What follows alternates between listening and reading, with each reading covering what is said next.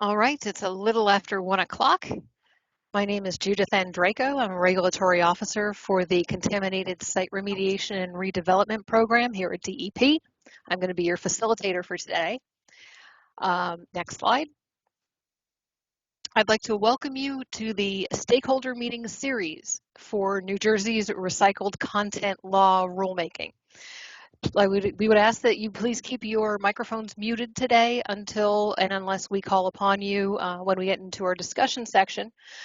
We also ask that you use the chat function for two reasons. If you're experiencing technical issues, if you can't hear us, you can't see us, or you're having any other technical problems, because we have DEP staff that hopefully will be able to help you with those. And also for those of you that are signing in with a cell phone or with a telephone, please put your name in the chat because for record keeping purposes, we'd like to know who's attending today. And for those of you that are appearing by phone, we only see your phone number. We don't know who you are or who the name is connected with the phone. So please use the chat box accordingly in those regards. Next slide. I'd like to go over a few of the in-house rules. For attendance, again, if you're attending by phone, please put your contact information in the chat box. We would also ask that you email recycledcontent@dep.nj.gov and give us your information, the phone number, email, and your name so that we can make sure that we know that you were here at today's meeting and we can get back in touch with you accordingly. Next slide. All right. Let's go over a little bit of logistics, which after we've been through COVID and a few years of Zoom meetings and team meetings, I'm sure you've all heard it before, but for those of you who haven't, I'd like to point out for your chat function, it's at the top of the display. You'll see a speech balloon icon. As we had stated earlier, other than for identifying yourself, we ask that you use that function for technical difficulties only. There's also the raise your hand function, which is the little hand icon at the top of the display. We would ask that you raise your hand if you have a comment or question. After the presenter concludes his presentation, I'll be selecting people to speak when we reach our discussion phases. When you're selected to speak, we would ask that you please unmute your microphone and lower your hand. In the interest of time, we're on the schedule from 1 p.m. to 4 p.m. today. If a staff member interjects in the middle of a discussion, it's probably because it's going to be a cue to keep us on schedule. We would ask that at that point in time that we wrap up any discussions and move on to the next part of the presentation. Next slide.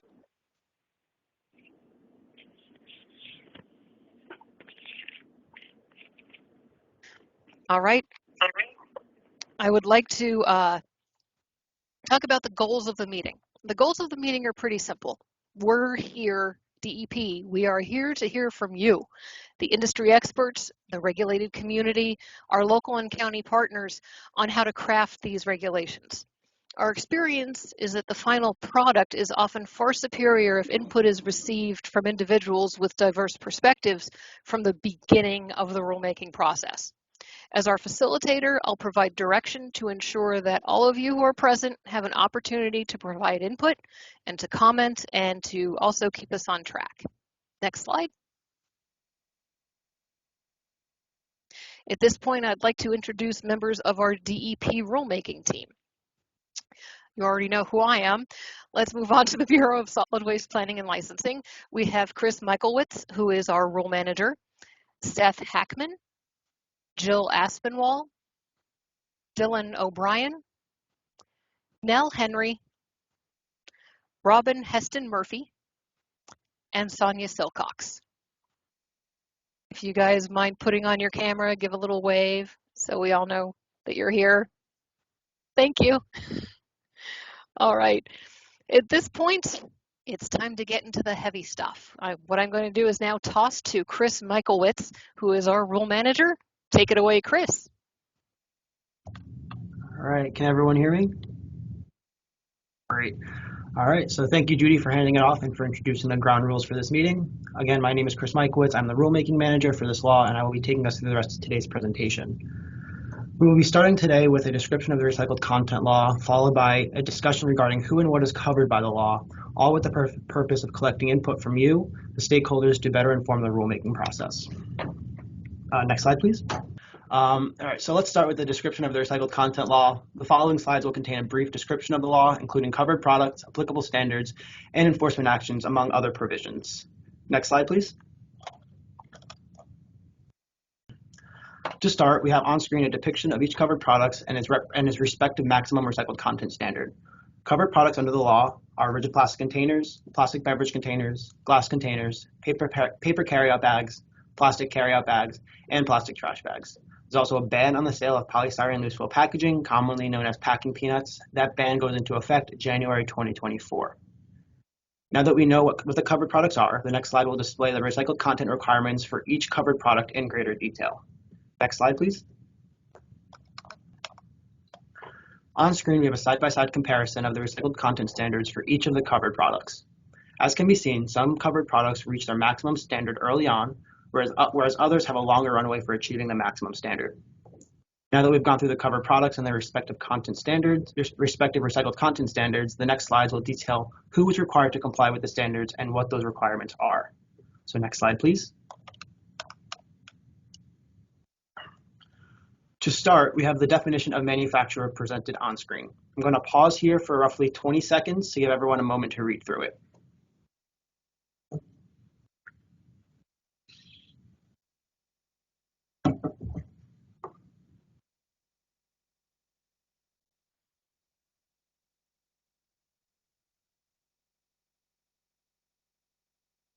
So the definition, as seen on screen, utilizes a tiered approach, assigning responsibility based on the covered product. I would like to point out that number 1 assigns responsibility to the person that generates the rigid plastic container, paper or plastic carryout bag, or plastic trash bag. On the other hand, number 2 assigns responsibility to the brand owner of any product sold in a rigid plastic container, plastic beverage container, or a glass container. Rigid plastic containers are mentioned in both number 1 and number 2, as they can either be the product itself or be the packaging that contains another product. For example, a container that holds soap versus an empty spray bottle intended to be filled with a cleaning product, for example. Next slide, please.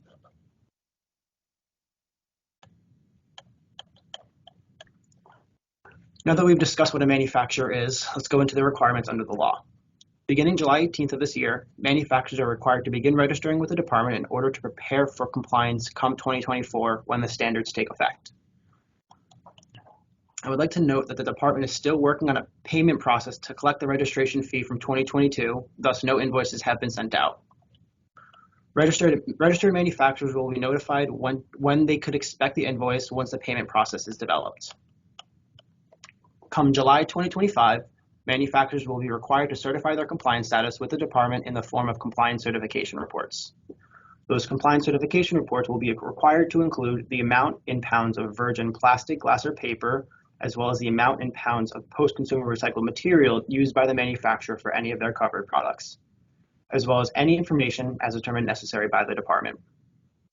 The department is also authorized to audit a random sample of manufacturers at any time to assess compliance of the regulated community. Next slide, please. To alleviate concerns related to certain products or a manufacturer's ability to achieve compliance, there are exemptions for specified products and waivers available for various reasons. It should be noted that manufacturers may still be subject to registration requirements from the previous slide, regardless of waiver or exemption status. On the left-hand side of the screen lists waiver information. Manufacturers may apply for a waiver if there's a conflicting law, rule, or regulation that precludes compliance, if it is not technologically feasible to meet the requirements, if there is an inadequate availability of recycled materials or a significant disruption in the supply, as well as any other reason as determined necessary by the department. On the right-hand side of the screen lists product exemption criteria. Permanent exemptions to the recycled content law includes milk products, plant-based products with the names that include the names of dairy food, such as almond milk, medical food, food for special dietary uses, as well as infant formula. There's also a temporary exemption for packages or containers that contain food. This temporary exemption lasts for a period of 5 years with the option for the department to extend the exemption upon its expiration. Next slide, please.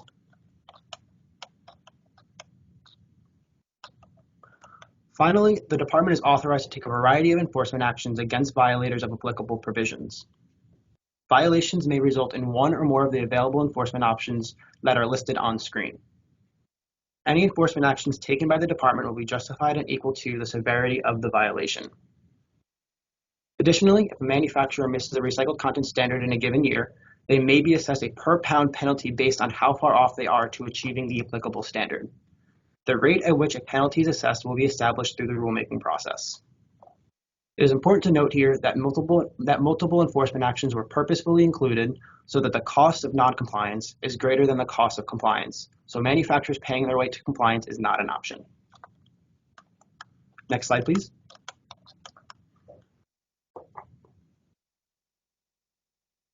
With that brief overview, let's get into our first discussion topic, being on rigid plastic containers.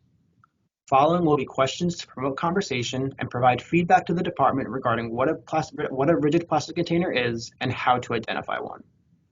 As a reminder, these sessions are for you, the stakeholders, to voice your ideas and input to better inform the department's rulemaking process. The rulemaking team will collect and review input provided to determine how to address certain aspects of the rules for this law. If you would like to add input once a question is posed, please raise your hand using the raise hand feature on Teams and wait to be called on. Next slide, please. The definition of rigid plastic container is available for you on screen. With that definition, what kind of container do you believe would meet this criteria?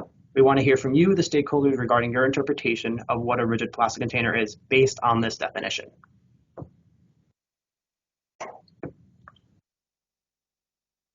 Are there any hands raised right now? Yes, we have one from Gil Speyer. Good afternoon. How are you?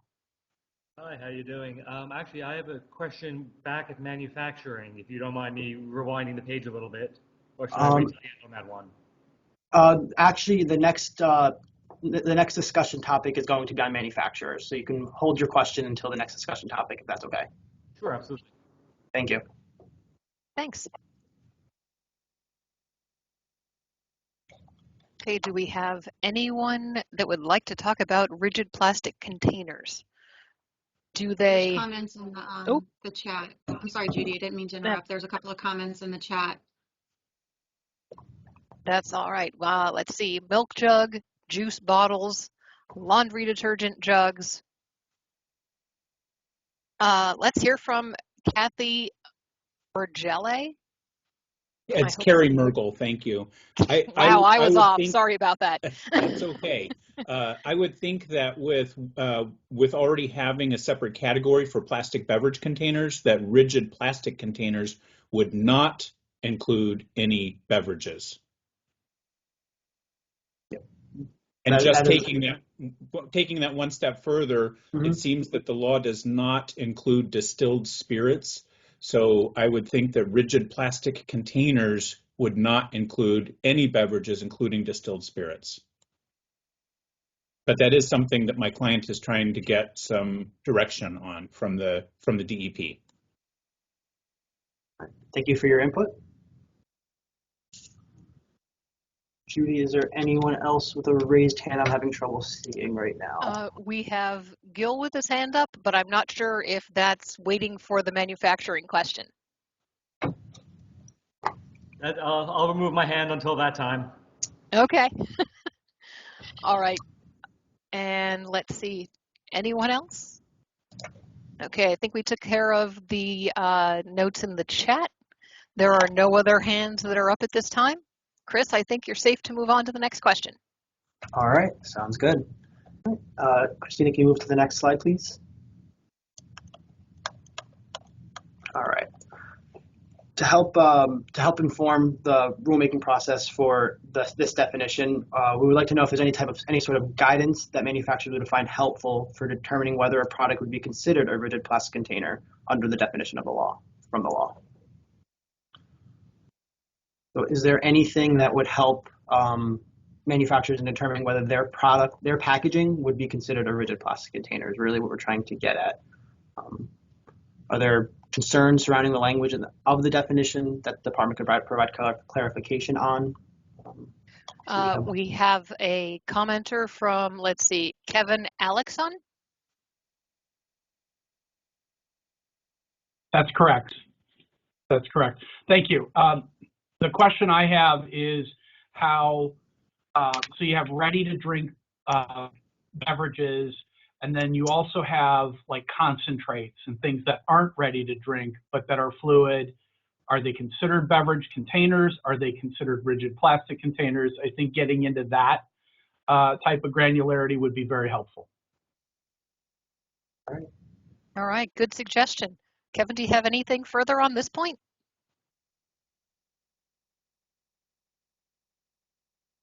No, I think we just want to know what the answer is, because it's not entirely clear when you read the bill. It's subject to interpretation, so we just like to know where the department is. All right, sounds good. Thank you very much. Next, we have Paul Harvey. So I'm from, again, Paul Harvey, Northeast Dairy Foods Association. So my question is more or less related to the milk exemption. I don't know if there's a different point that this particular question should be brought up, but this is more in regards to the actual definition of milk and milk products as to how that relates to the actual statute and what falls under the exemption. So I don't know if that's appropriate for at least at this juncture, if that's going to be addressed later. We can address that now very quickly. We will be using I think it's the FDA's pasteurized milk ordinance definition of what a milk product is. Okay, so you're going to be following the FDA's yes. guideline in that. Yes, and there's guidance on the recycled content website that speaks a little bit more to this topic. Okay, would it be possible? Okay, sorry, go ahead. Yes. If someone from my rulemaking team can put the link into that website in the chat, that would be very helpful. I'll have someone drop that in the chat for you. Okay, yeah, because our concern is that the FDA rule does not encompass all dairy products. It's only, it excludes, certain products like ice cream, et cetera, et cetera. So, obviously that dairy exemption in there that's in there for 5 years, part of that, would only be temporary. Okay, just wanted to see some clarification on that. Thank you. All right, sounds good. I will make sure to get that resource to you in the chat as soon as I can. All right, thank you. Thank you for your comment, Paul. Next, we have Dan Felton. Thank you, Judith. This is Dan Felton with AmeriPen, the American Institute for Packaging and the Environment. This might go back a little bit to the slide before, but I think it's here as well, and I just couldn't find the hand raised feature. We're getting a lot of questions from members when you read the definition of rigid plastic container.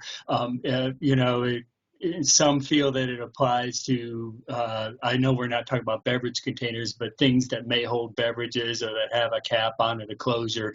However, we're getting a lot of questions about how broad it might be construed to cover things. For example, plastic takeout containers from a salad bar, for instance, in a grocery store. Might it include the hard type of packaging, plastic packaging that is very structured?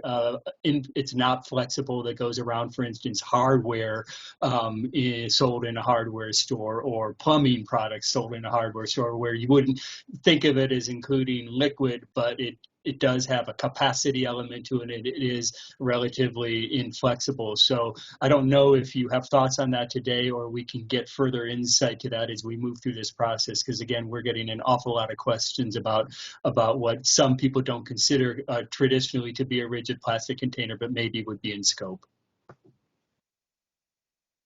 That's a great question, actually, because when you look at the rigid plastic container definition, it seems that it's focused specifically just on the liquid instead of your other solids that just wouldn't fit that description. I think we're definitely going to be taking that under advisement. Do you have any input or opinion on it that you'd like to share with us? Yeah, thank you. I don't just want to raise the question. I mean, obviously, some would probably argue it's not the types of things that I gave some examples for aren't necessarily considered to be a rigid plastic container. But I guess I'm more putting that question out for you. But you can walk up and down the hardware aisle at a hardware store and see many containers that have a lid on it. You walk away with a plastic container of a bunch of things, and I just hearkening back to the California rigid plastic containers law, I just think it needs to be clarified further. So it would be good to probably put something in our rules regarding what's in them and whether that should be limited to a liquid for purposes of this statute or other objects, correct? I think I got it. I'm not going to go so far as to sort of endorse that approach. I think, again, something to think about. Yeah, most definitely, because, again, getting a lot of questions about that. All right. Dan, thank you so much for your input. Thank you. Next is Taryn O'Connor. Hi, Taryn. How are you? Good. How are you? Doing well, thanks. So, as the world evolves, we're trying to look at innovative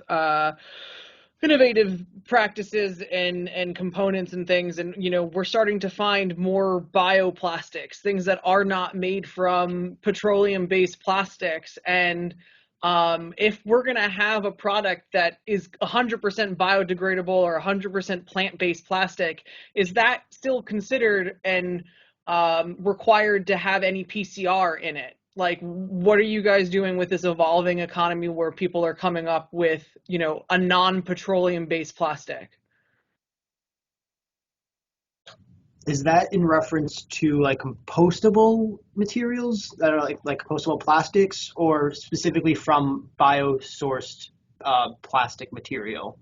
There's a company that we're trying to vet that has plant-based biomaterial, no petroleum at all, for a plastic, for a rigid container for our product. And would that be considered compostable under the ASTM standards, or have you done that much testing on these sorts of products? No, this is more as just, as everything is evolving, we're looking to some alternatives. So we're just, right. It's just, I'm just trying to get answers, to find out, as the world evolves, this legislation, is it going to evolve too? Have you guys taken into consideration these alternatives?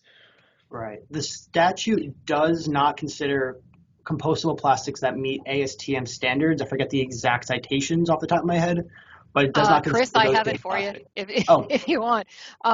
With the plastic definition, it shall not include material that's designed to be composted in a municipal or industrial aerobic composting facility, and that is certified by a recognized third-party independent verification body as meeting the standards therefore established by the ASTM D6400 or ASTM D6868. And as more information comes out regarding these sorts of materials and their capabilities, the regulations will have to evolve with them. But we have more questions than we have answers when we were doing this research, so we aren't sure exactly how to address them in the rules at this point. And as of right now, we're working under the guise of what is in the statute. So a lot of the questions that all of you might have, we might have them too. We just want to make sure that we're not missing anything. Do you have any recommendation for how we would incorporate those types of plastics, or how we should interpret them based on the plastics definition in the statute? My R&D director is the guy who's really vetting these people, and I'm just more on the regulation side. As I said, like, a lot of these things are in development. They're basically ideas at this point. So it's hard to develop a set of rules for something that is kind of either a pipe dream or, that really doesn't have a set definition yet. So is it something that I think we need to revisit in the future? Definitely. But right now, I think there's too many things up in the air to try and pinpoint a regulation or a set of laws or something like to define it. Well, if you do have additional concerns, or if there's something that you'd like us to take into account, please email us at recycledcontent@dep.nj.gov, because we're in the part where we're trying to get as much information as we can from the regulated community about how you interpret the statute and how you're looking to have it fit into your typical business model and your everyday vending, so to speak. Sounds good. Thank you. Sure. Taryn, do you have anything additional you'd like to add?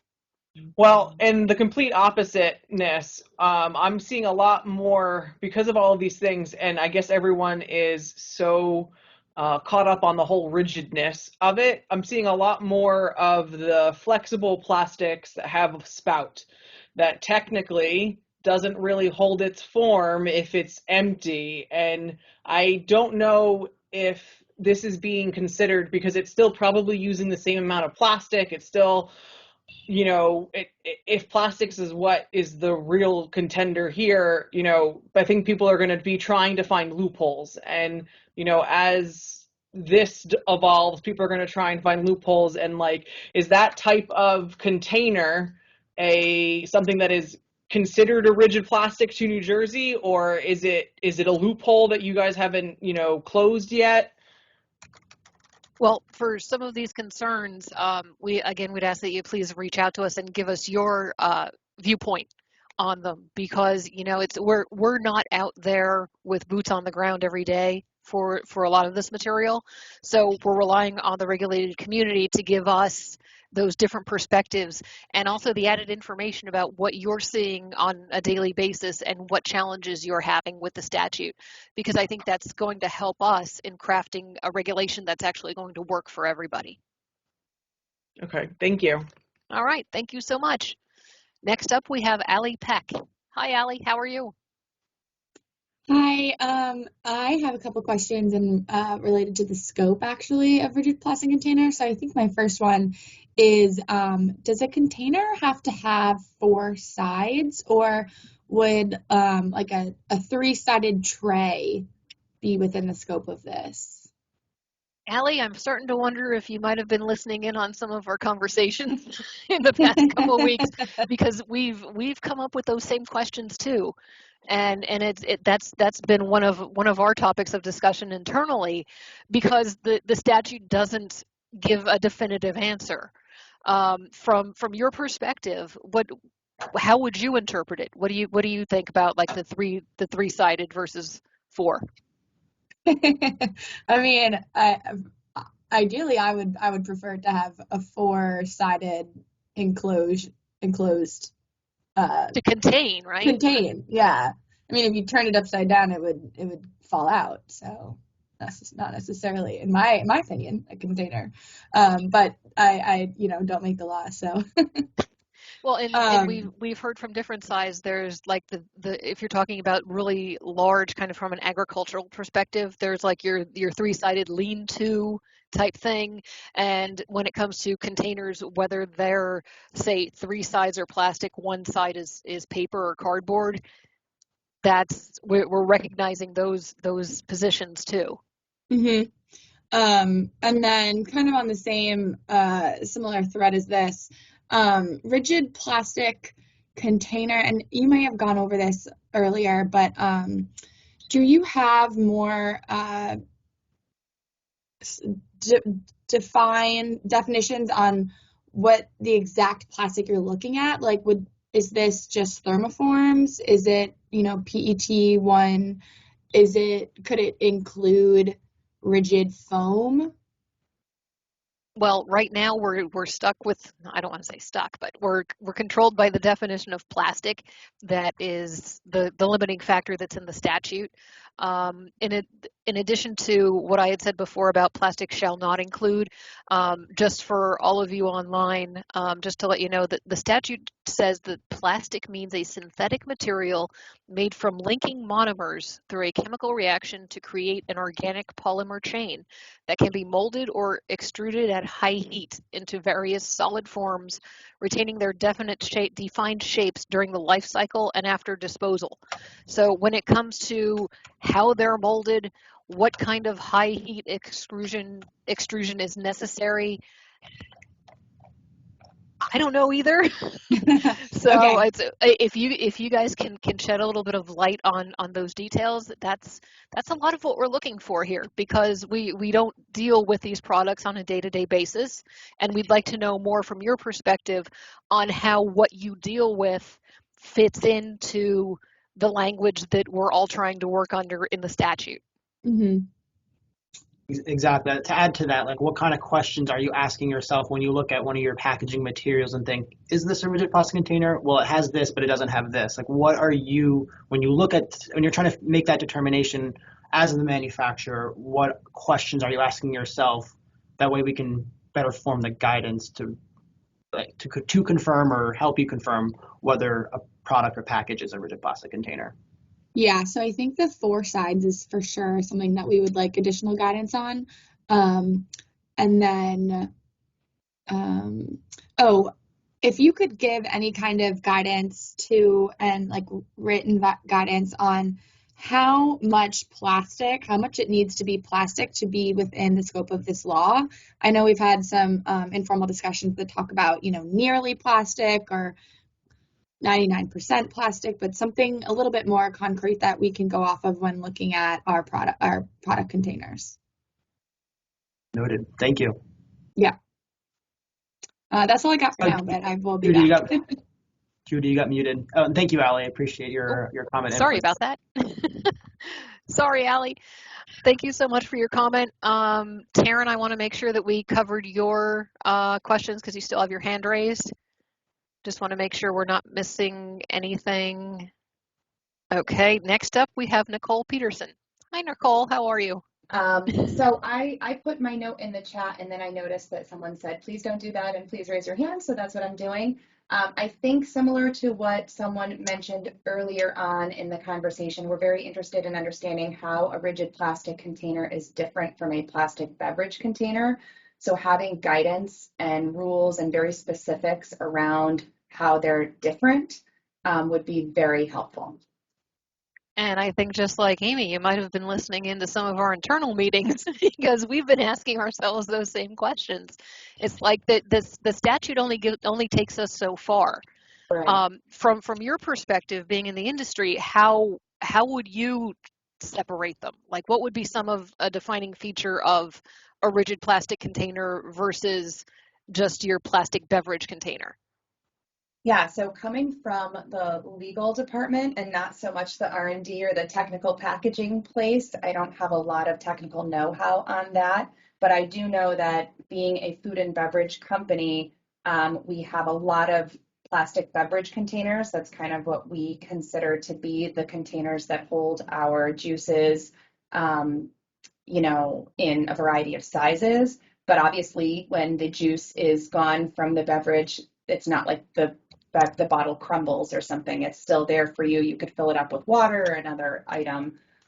So to some extent, that sounds like a rigid plastic container. And we also have plastic containers that hold like our jams and jellies. I'm from Welch's. And so is that a rigid plastic container? Because it doesn't contain a beverage, it contains a solid, a jelly product. So for us, we just need to understand what the expectations are based on us potentially carrying both products. From your analysis, it also kind of harkens back to what Carrie had talked about a couple minutes ago, where it seems the focus, at least from the regulated community standpoint, the focus is on what the container is holding. Yeah, possibly, especially, if the difference is going to, especially if it has beverage in the description of what it is, plastic beverage container, it could be that it's a liquid versus a solid or whatever. All right. So and not necessarily if it's made of plastic, of course, we have plastic defined in the statute, but it seems that with all of you so far, the focus is more on, okay, where's DEP going to draw the line in their regulations regarding what is in the container? So it kind of sounds like we're all on the same line of what kind of containers are subject to the law, but how do we make that differential from what is the container that is like totally under the law versus one that is still kind of can be subject to a loophole.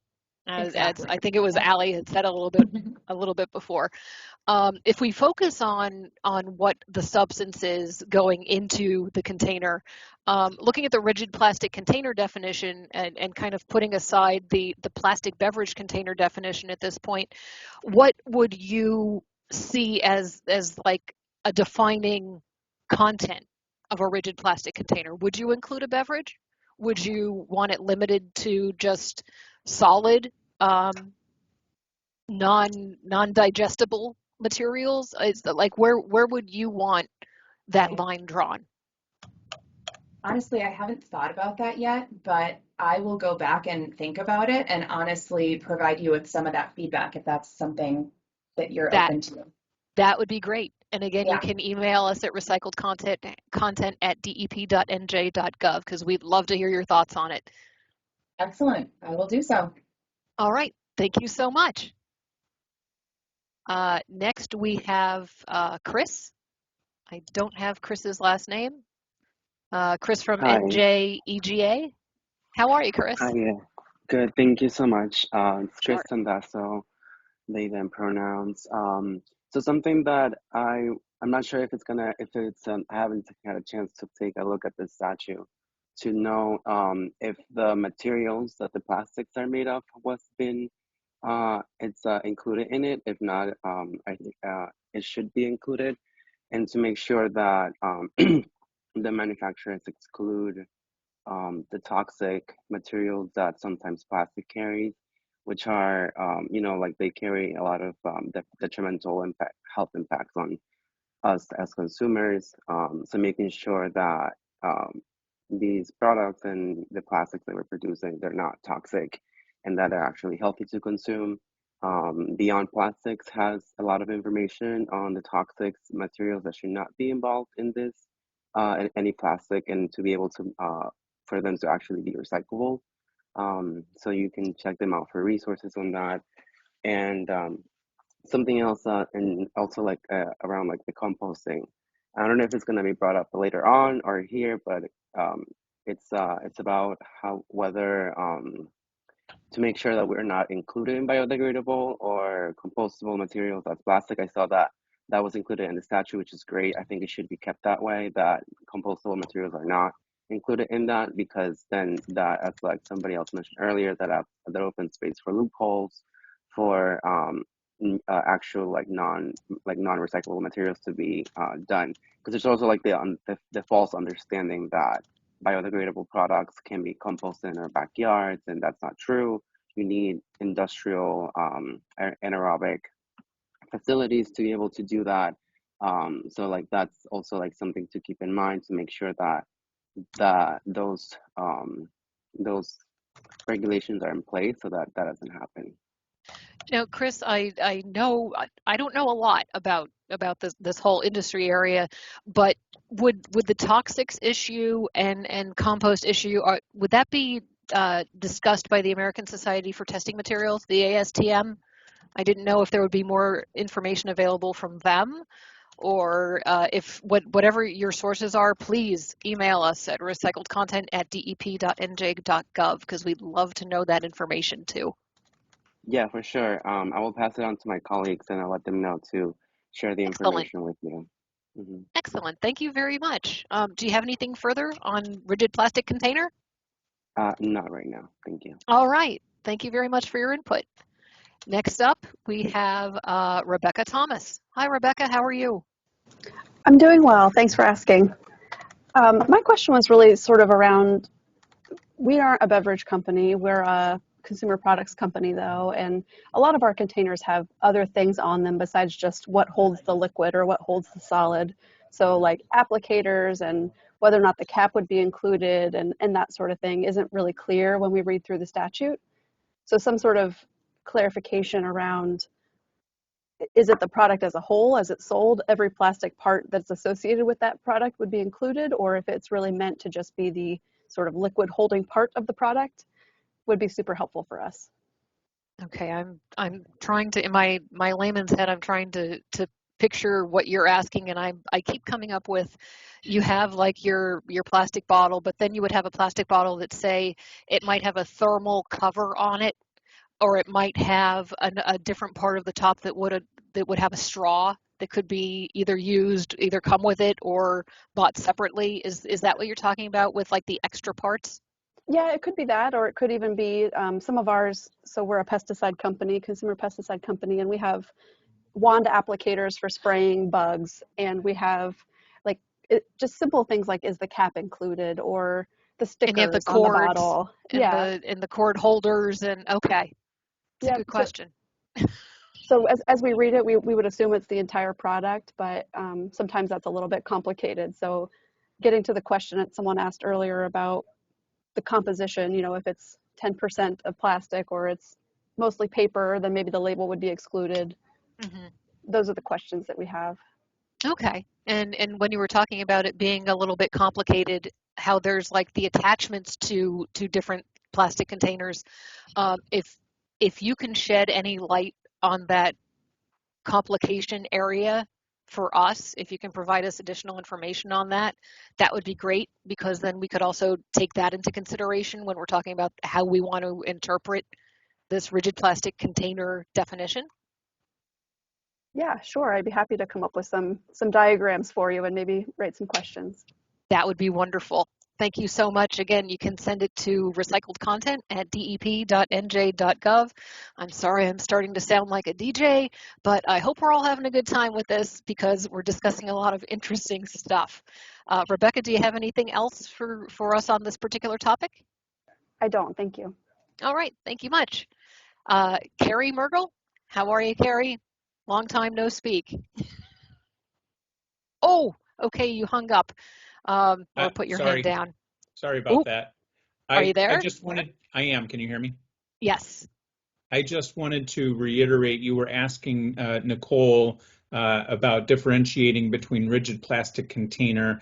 I'm always hesitant to try to get into the mind of what a legislator's thinking, but it seems to me that if there's a category for rigid plastic container and a separate category for plastic beverage container, those two would not intermix. I would think that rigid plastic container would mean things like laundry detergent or dishwashing detergent, those kinds of items. That's just my 2 cents. So like the non-ingestible type Correct. things, or non-imbibable. Yes. Okay, correct. Good point. All right, thank you so much.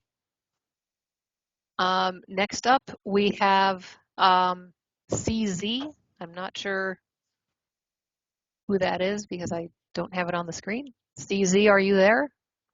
Can you hear me? Oh, yeah, there you are. Yes. Okay, sorry about that.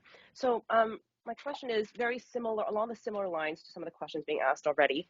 If say you manufacture a container that's meant for holding food, so our company, for example, manufactures containers that are meant for holding takeout food for restaurants, would that apply here? And there's kind of a few things going on. One, there was a question before about if it's like a tray and then you could put a lid on it, does that count? And a lot of our containers are like that, where it's a bottom and a lid separately. So does that count as a rigid plastic container? And then similarly, well, what if it's a, say, hinged container where, it's the lid and the bottom are connected, but it's like an open, it has that movable that you could side. Close. Right, exactly. So how do you think about all this? And just, clarifying kind of, when we're looking at, food grade stuff where there's very high standard for the plastic, how does that apply? Because their supply issues are a real concern for us, to be able to source food grade plastic that we could use that's recycled. What do you think about if you have the lid attached versus a non-lid attached but meant to be? Like, would you kind of put them in the same grouping? Like, I'm not sure how it is on the outside in the regulated community, because I would assume that, okay, if I'm getting these kinds of containers, okay, do I always want them to be closed? Okay, yeah. Do I want to not lose my lid? What is some of the thought processes behind your use of those products? Well, I think the reality is that whether or not it's a closed lid or a hinged lid or whatever, like that doesn't really matter. At the end of the day, what really matters is that it's holding a food product inside, and that's a kind of, the significance. I think it's just that if you were to try to differentiate between lidded or non-lidded, then people would try to find a loophole where they would say, oh, well, mine's not, closed, therefore I don't count for this. I think it would only affect people trying to find loopholes. That's all. Okay. But I think on the point about food, and whether the contents are ingestible, the biggest challenge, at least from our company's point of view, is, say we are held to a standard where we now have to use recycled plastic, which is harder to source and our suppliers don't necessarily have available. Well, then what may happen is that folks will just start importing containers made overseas that are not held to these standards, and it'll simply just be replacing FDA standard made containers with imported containers that are not held to any kind of standard.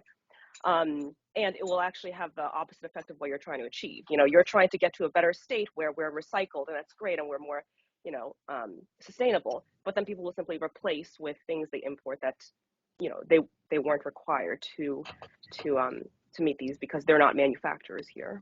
So if it's too restrictive, or if there's like too many restraints on the business end of it, there would be ways to work around it from just importing products, right? Exactly, right. Like, for Okay. example, if we're, say, looking at restaurant takeout containers, why would I buy from a manufacturer in New Jersey who now has to charge me a higher price because they're trying to buy recycled plastic when I could just buy from an importer who's just using virgin plastic, and they're so it's cheaper for them. Yeah. So you'll that's a actually great get the point. opposite effect. If you have any additional thoughts on this, we'd love it if you could email us, because that would give us even more to work with. Yeah, I'm happy to email and just continue further on this. All right. Do you have any other thing you'd like to share on the rigid plastic container issue right now? No, that was it. Thank you. All right. Thank you much. Next up, we have Dan Felton. Hi, Dan. Hey again, Judith, thank you so much. Rebecca's question about components and labels and things like that I was going to ask the same question. It's a fantastic discussion point. And one thing I might encourage DEP to take a look at is the plastic beverage container definition within the statute, because that does expressly exempt from that definition things such as labels, caps, closure, other items affixed to the container. If the agency would have the flexibility to build that into the rulemaking for rigid plastic containers, I think that would offer a lot of clarity and consistency across the rulemaking process. And just wanted to point that out. I think it needs to be considered, and there's already approach within the statute for plastic beverage containers that arguably could be applied to rigid plastic containers as well. That's a great point. All right. Thank you very much, Dan. Thank you. Do any of you have anything further? Jude, I think we spent a good amount of time on this one, so let's move on to the next. If there's any additional points to this, there'll be additional opportunity to raise your hand towards the end of the presentation. All right, you got it. All right. Christina, can you change to the next slide, please? All right. So within the definition of rigid plastic container, there is a size component to it, or a size requirement. It has to be 8 fluid ounces to 5 gallons, or its equivalent volume. With that definition, it leads some ambiguity on what it means to be an equivalent volume to 8 fluid ounces up to 5 gallons. So, what are some examples of other metrics that could be used to quantify the capacity requirements when the definition states 8 fluid ounces or equivalent volume? And if the product is not a liquid, how can the container size be quantified? Give everyone a few seconds to process the question, and please raise your hand using the Teams feature when you would like to speak.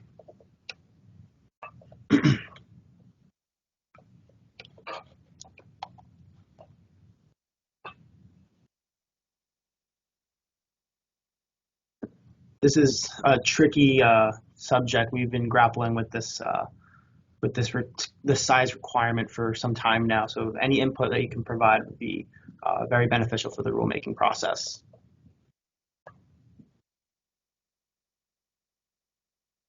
Okay, we have Allie Peck. Hi again, Allie. Hi.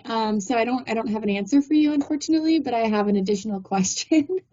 For these volume requirements, let's say you're looking at, for example, like a tray that has holes within the tray. So think of like an egg carton. Are we adding up each cavity, or does each cavity have to be between that ounce to gallon capacity? Well, thinking about an egg container, it would, I guess, that's just an example. It's not what it would look like. Thinking about it, I would see it, this is just me, I'd see it would you take those apart? Would you take each of those, the egg holder parts apart and consider it like a group of containers? Like from my perspective, I would think that like a dozen eggs, that would be just one container. But sometimes they have, if you go to like your bulk stores like Costco or BJ's, they might have two of those containers wrapped together in plastic. Mm-hmm. So it's like, I think that those two containers together wrapped as one unit versus just the one unit, that's where there'd be a difference there. But when you're just talking about the egg carton itself, I would think it would just be like one thing. Chris, what do you think? I mean, it's tough, especially when you're not talking about something that's not a liquid. It specifies 8 fluid ounces, but for the eggs, if we're going to use that as an example, that's not liquid. So how do you quantify something like that? When you are packaging 2 rigid plastic containers together, I would still look at them independently, even though they're technically packaged together. It's still 2 containers rather than one, my interpretation at least. But it's a good point as well. I mean, we've also grappled with the question of if water bottles are packaged together, does that mean that they're all the same? Does that mean you add all of the volumes together to make one large volume, or are they all individual water bottles, for example? That's just another example.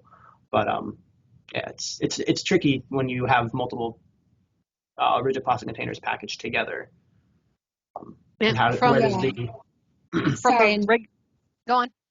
No, I was going to say just any kind of guidance on how we would quantify, like, so if the container it has a strange shape in that it has cavities, multiple cavities below the ounce, the 8 ounces.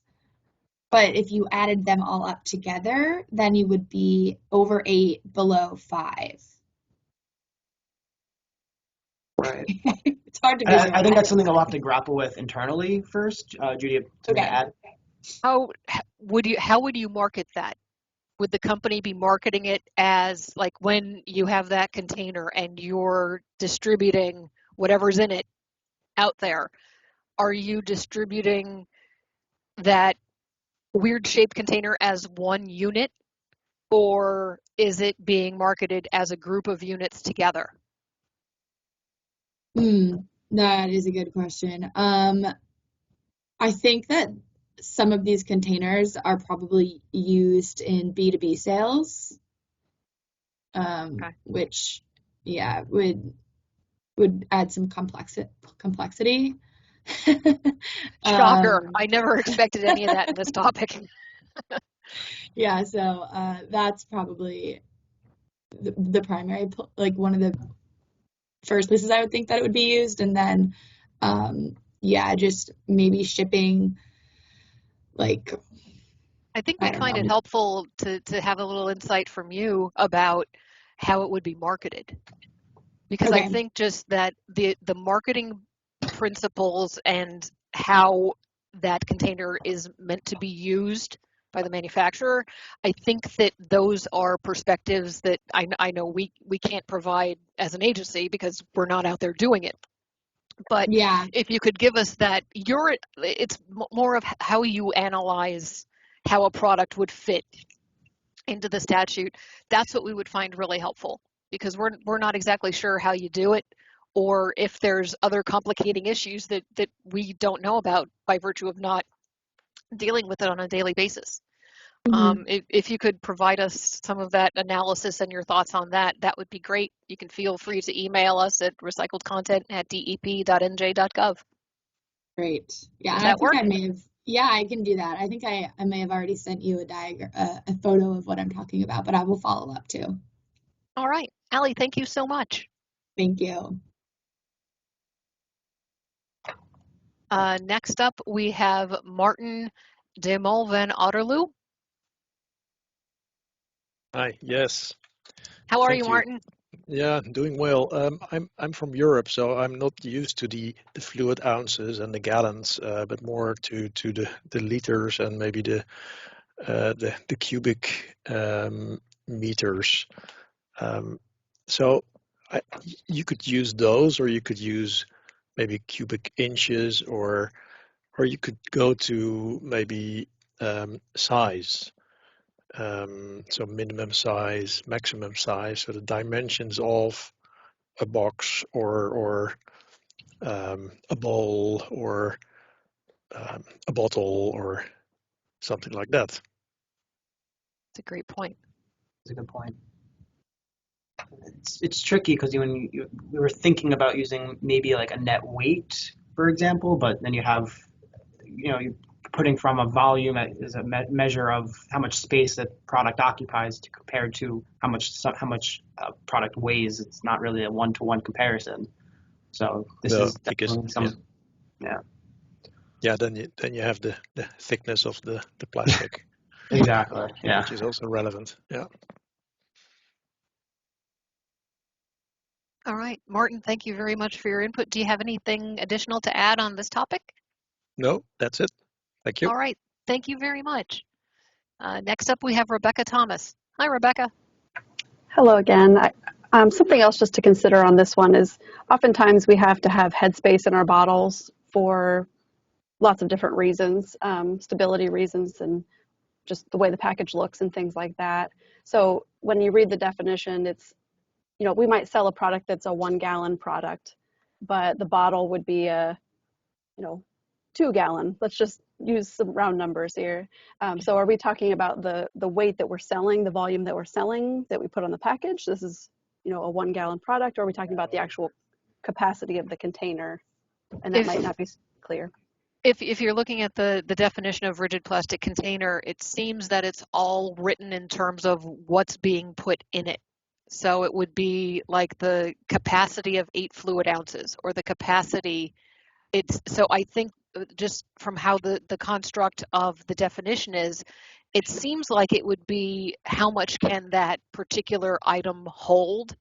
So it would be, say, if you had a container that was labeled as holding 8 ounces, then I would think that would be included as a rigid plastic container because it has that minimum capacity of 8 fluid ounces. So I think it's whatever the actual item can hold versus the question is the focus on what the object is holding or how much is its capacity. And it seems that the definition, the way it was constructed, focuses more on the capacity. I don't know if that answers the question or just makes it more difficult. It does. I just think about a scenario where we might have a container that is right on that 5 gallon threshold. Mm-hmm. Maybe the container is 5.5. It's able to hold 5.5, but we would never fill it that full because of whatever reason. It might expand when it freezes or something like that. So in that case, would that product be subject or not? Well, I think it might be arguable from your end of how much you're usually using it for. Like you're saying, if you have a vessel that holds 5.2 gallons, but your company's use of that vessel is maxed at 5 gallons. There's that question of the intent of the regulatory community. the regulated community.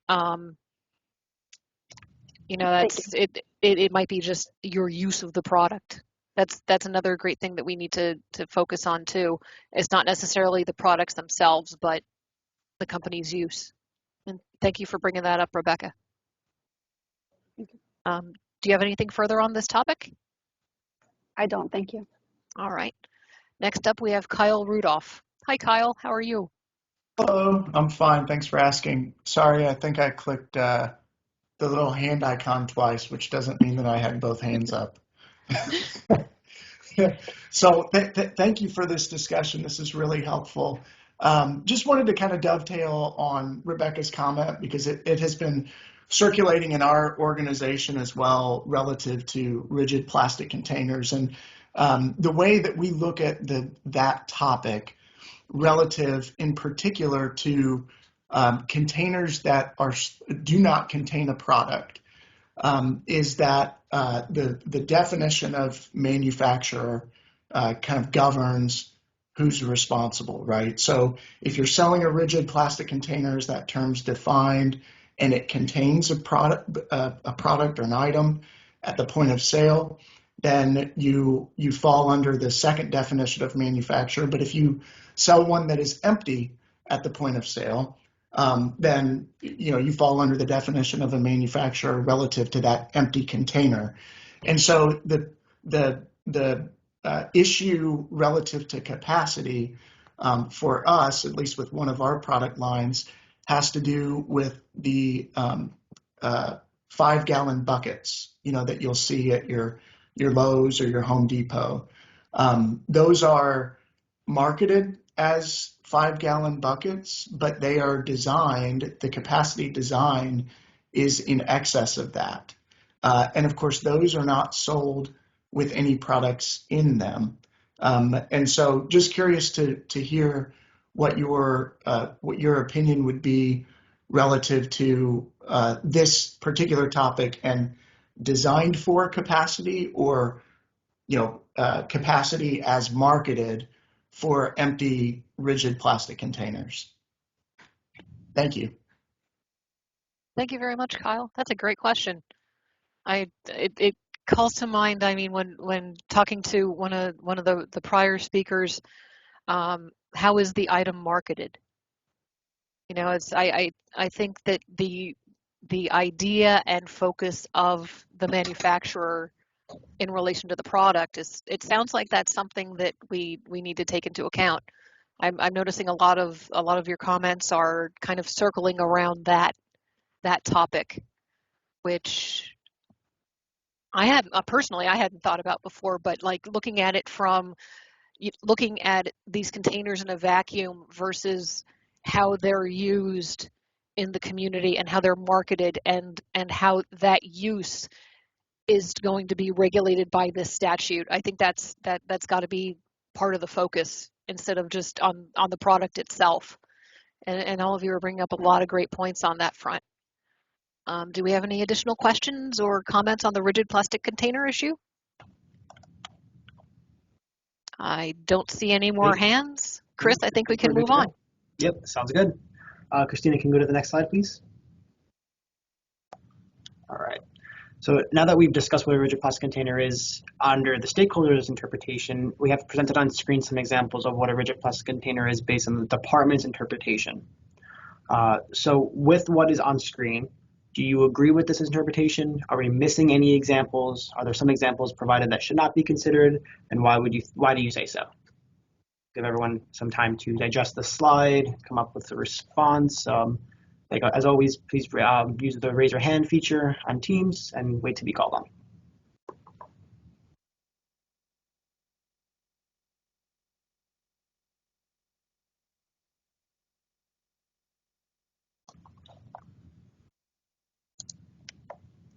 All right, first up we have Carrie Mergel.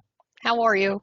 I'm good. I'm just going to reiterate, in the upper left there, it looks like a lot of those are cleaning supplies. It's difficult to see if any of those are plastic beverage containers, but I would reiterate my prior stance that I think those need to be differentiated. Yes, our intent with this slide was trying to avoid plastic beverage containers, using them as an example. it's trickier than you think to find unbranded rigid plastic containers just through a Google search. But yeah, our intent was not to capture any plastic beverage containers. All right, thanks so much, Carrie. Are there any questions related to this slide on what is or what is not considered to be a rigid plastic container?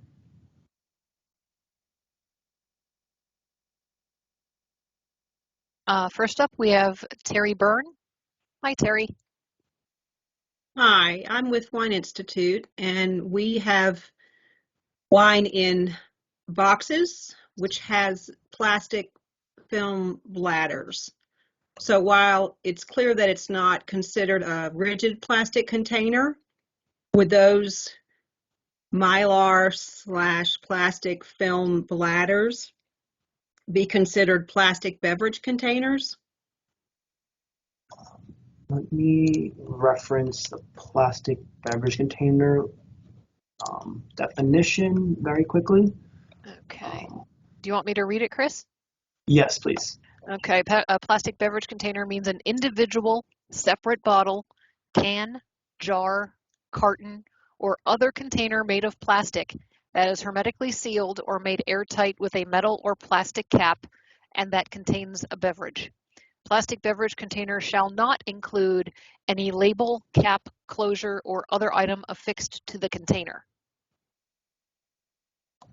So based on the definition, it would have to come sealed and be more of like that bottle type design rather than it being a flexible packaging material to be considered a plastic beverage container.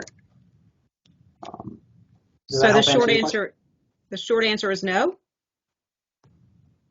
I don't know. I'm looking at it from the other side that, well, it's if you think about with the wines, it would be that plastic beverage container that's attached to an outer box for a lot of them. So it could be a plastic beverage container. There's the question of, could it also come under, I'm looking at the slide that's up, a multi-material packaging? Because you're dealing with the outer cardboard, the inner plastic that sometimes I think if it's airtight, some might be a softer plastic, some might be more rigid, which is just going to complicate the whole thing even more. I'm sorry about that. I think that's one of those things that we need to think more about. Mm-hmm. It would be great if you could follow up with an email to us about like the parameters of that type of vessel. Right. I think a large question, as I'm just not too familiar with the packaging, is that does it come hermetically sealed and made airtight?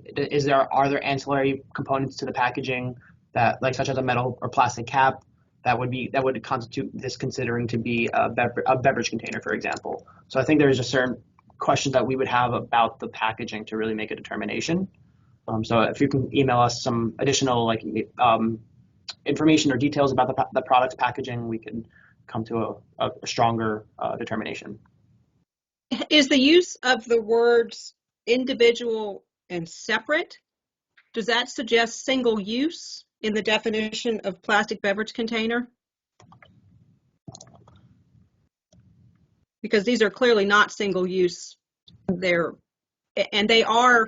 hermetically sealed with a plastic cap, independent of the cardboard box around it. You can take the box off and you've still got a bag with a plastic cap that's sealed until it's opened, of course. Is it holding a beverage? Wine. Whether wine is a beverage is another question, but that we won't get into right now. I think there's a lot of different avenues that you can take with your product and how it fits in. We'd like to know what you think it would be, like how you would characterize it just based on the statutory language. Okay, then I'll raise my other question while I have your attention, which is, how do you intend to define a wine cooler and a distilled spirits cooler, if we're going there?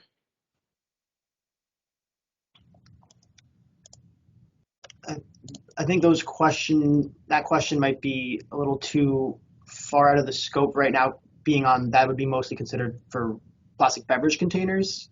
And it's hard, it's tricky to answer right now because there's plastic beverage containers and there's rigid plastic containers, and we are trying not to cross over too much right now. And I think at this point we're not focusing on the definition of beverage yet. It sounds like we're going to be having another stakeholder meeting, most likely on that topic alone, which I'm sure we can talk about all different kinds of beverages and milk and other liquid nourishment. I think that's one of those topics that is probably going to be getting its own day for us to sit down and discuss. If we'd love it if you'd be able to make it to the next stakeholder meeting where we do discuss that. As I had stated at the beginning of this is the first in a series. As we talk to you guys, we're coming up with additional items that we need to sit down and talk to you about. So this is, I think, definitely going to be one that will be one of our main topics in another following presentation. Will you have a discussion more specifically after this about a plastic beverage container? Will that happen in today's call? Chris? Not today's call, no. Okay, we have 3 discussion topics already picked out that we've been grappling with internally, and then that as we discuss further, as we meet with stakeholders like yourself, we will move the stakeholder meetings along with additional topics as they come to light. So this will be one of those other topics that we will be addressing in future meetings.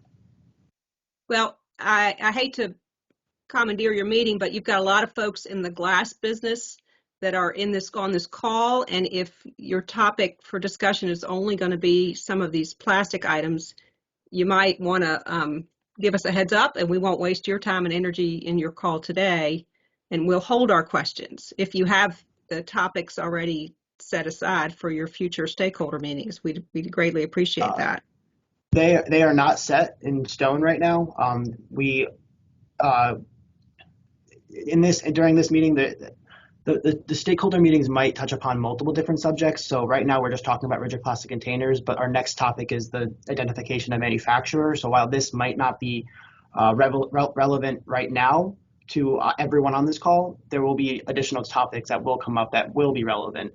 And then we can look at future meetings honing in on certain materials, such as the definition of plastic beverage container or beverage or glass containers or anything like that.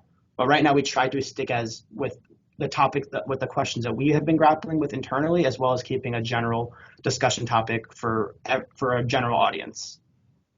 Well, thank you. And will you be sharing these slides with us after the calls?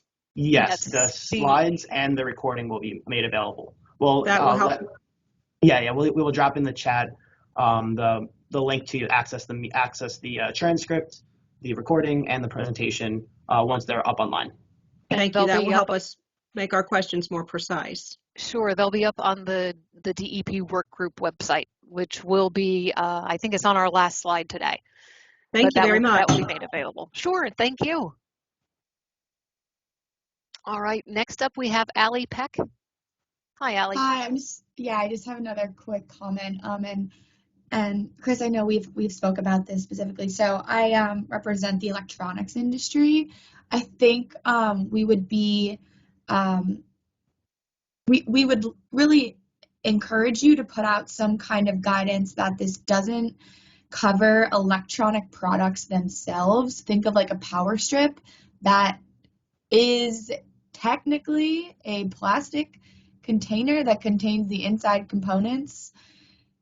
I know that's not part of the scope of what your intent is, but if we could have some kind of language that kind of explains we're not talking about like printers or products themselves, if that makes sense, like electronic products themselves. Okay, I think we'll definitely be making a note of that. If there are any particular products in like the electronics area that you'd like us to think about, please put that in an email to us because we'll end up adding that to the list. We may end up having a stakeholder meeting all about beverages, then one all about electronics, then one all about things that are neither of those two. I think we're going to be having great discussions over the next few months. Thank you. All right, thank you much, Allie. I'm a member of that organization that Allie is leading. I'm Suzanne from HP, and before you went to some other comment, I just wanted to clarify, it's not just the products.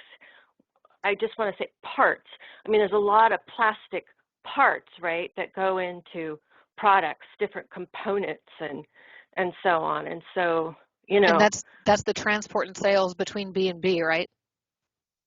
Oh, it could be B&B, but I mean, sometimes you're going to have some parts too that are for home users. So just parts in general, I think it doesn't really matter. That's not really that important, but it's just the products, the parts, the components that go inside, also out of scope. That clarification would be really helpful.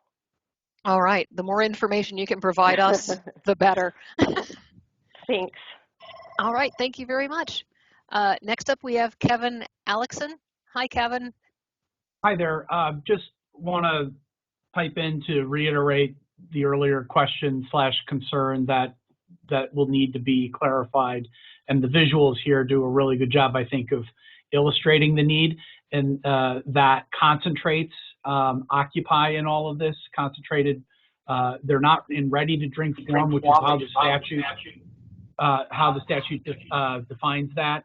But coffee drinks, coffee creamers, additives, things like that, energy drinks, juices, so on and so forth. Those are all, those get sold in concentrated forms as well. So they're not a beverage as defined in the statute, but they come in, what would otherwise, I think, probably be considered a rigid plastic container. But again, the definition of rigid plastic container does not speak to that. So I just want to reiterate that that's, I think, an important nuance here that you all will need to look at and opine on. And if you want to have a separate conversation about that, I think, we'd probably be interested in having that. But in terms of your interest here in just getting flagged issues that you need to, follow up on, I think this is one of them. Well, for a product like that, and for all of you who are attending today, if you have specific products that you're wondering, would this be me? We would love to have you send us a picture or an example or a copy of that product, because the more that we can see and analyze from the perspective of the statute and the regulatory community's use of that item, the better it's going to be for us to come up with a regulation that's going to work for everybody. So like the more specifics and details and examples that you can provide us, whether it's pictures from email, items and like packaging samples in snail mail, that would really, really be useful for us to kind of get the big picture of where things would fit in. I'm just extending that invitation to all of you that are on this call today.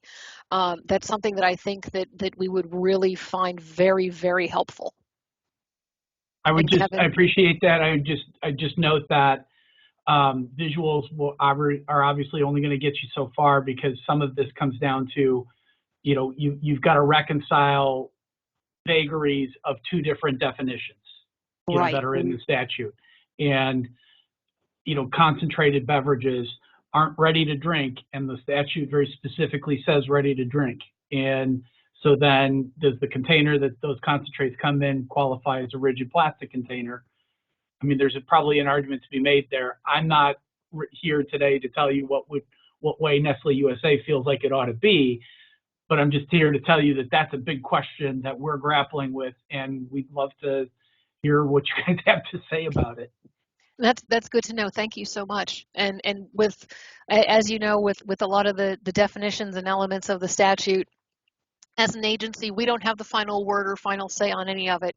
So a lot of times once a bill comes through and is signed, we're asking the same questions you are from a different angle, but it's all about questions. And through the stakeholder processes, thank you for bringing up these additional issues that all of you are seeing on the regulatory community side versus the agency. because there's a lot of input and perspectives that you're giving us today that are very helpful, and we're definitely going to be having additional discussions on these same issues. Thank you so much. Next, Thank you. we have, I was just going to say I can appreciate the challenge. I mean, the law is the law, right? And there's only so much interpreting you can do of it, and I can appreciate that. So obviously, we're looking forward to engaging more with you about that. That's great. Thank you. We appreciate the help, and we're looking forward to the ride. I think it's going to be a lot of good, insightful, interesting things. Next up, we have Scott DeFife. Yes, thank you. And I'm going to follow up on Terry's question. Our read of the agenda was that there would be a discussion of who's a manufacturer and which products are covered regardless of what material it is. But if today is really just plastic, we can go and save the glass discussion and the beverage discussion for later. Well, Or should Scott we stay? Should we stay or should we go? Please stay, because pretty much I think we're going to be heading to the manufacturer topic, I would think, within probably the next 10 minutes. So, okay. So as soon as we get through this line, we're going to be moving toward that ASAP. Yeah, okay. Okay, thanks. Sure. Allie, okay, do you have any additional questions? I see your hand is still up. No, I just got to figure out how to put it down. Okay. Allie Peck, okay, you're down too. All right, I think we've exhausted the line of questioning on this one. I think it's time to move on. We have 3 more slides specific to rigid plastic containers, not so much questions on them, but I think we can move forward. There's only one slide that I want to address before moving to the next discussion topic. So Christina, could you move to the next slide, please? And then the one after as well. Thank you. So I just want to, no, this one. Not the previous one, sorry. I wanted to get past the little animation. Right there, perfect. I just want to run through the rigid plastic container exemptions, just so everyone is aware. So there are a few rigid plastic containers that are exempt if they contain drugs, dietary supplements, medical devices, or cosmetics as defined in the Federal Food, Drug, and Cosmetics Act, as well as if they contain toxic or hazardous products regulated under the Federal Insecticide, Fungicide, and Rodenticide Act. Rigid plastic containers are also exempt if they are refillable or reusable containers with the definitions on screen. It is each manufacturer's responsibility to know whether their products meet applicable exemption criteria and to notify the department regarding which products are exempt along with the applicable exemption. So I just want to make everyone aware that there are exemptions that are specific to rigid plastic containers, but the department requests that you, as the manufacturer, notify the department so that we are aware of which products meet those exemptions. I see we have one question here. From Rebecca Thomas. Yeah, I just wanted to point out the point about toxic or hazardous substance regulated under FIFRA. That one is something that I've seen some confusion on in the industry, because lots of products are regulated under FIFRA that are not toxic or hazardous. And the way that it reads would be toxic or hazardous products regulated under FIFRA are not. So in the case that it's regulated under FIFRA, but it's not toxic or hazardous, then it would not be exempt. And I just wanted to clarify that point. That's good to know. Thank you. That's the exact type of input we're looking for today. Thank you very much. Thank you. All right, Christina, could you move forward to the next discussion topic, being on identification of manufacturer? Perfect. Thanks so much, Christina. All right, now that we've gone through the rigid plastic containers discussion, we can transition into our next discussion topic, being the identification of manufacturers / the responsible party. We would like to know how you, the stakeholders, interpret the definition so that we can better understand how to address the definition in rules if needed.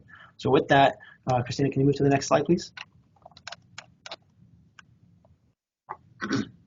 The definition of manufacturers is provided for you on screen. With that definition, the first question we have for you is, who is responsible for registering and complying with the law, and should the department add clarifying language to this definition to determine how to help you determine how to determine who the responsible party is? I'll let everyone process this slide as well. Please raise your hand when you have something to add to the conversation. we have Rebecca Thomas.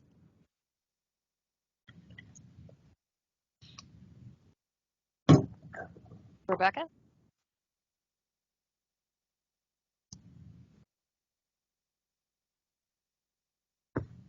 That hand might have been left up from the previous question. So still looking for anyone that would like to add some input here. To maybe get some thoughts, to provoke some thoughts. Who would be considered the brand owner in certain circumstances? Would it help to clarify the definition if the department adds language related to entities overseeing package design or fabrication? Anything like that? Really trying to get input from you, the stakeholders, as to who you would consider to be the manufacturer based on this definition.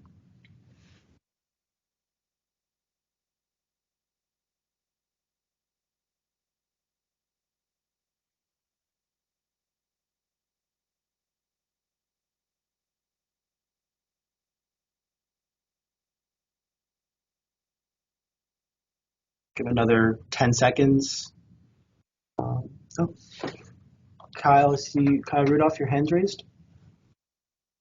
Yeah, I figured I'll go ahead and offer an opinion here.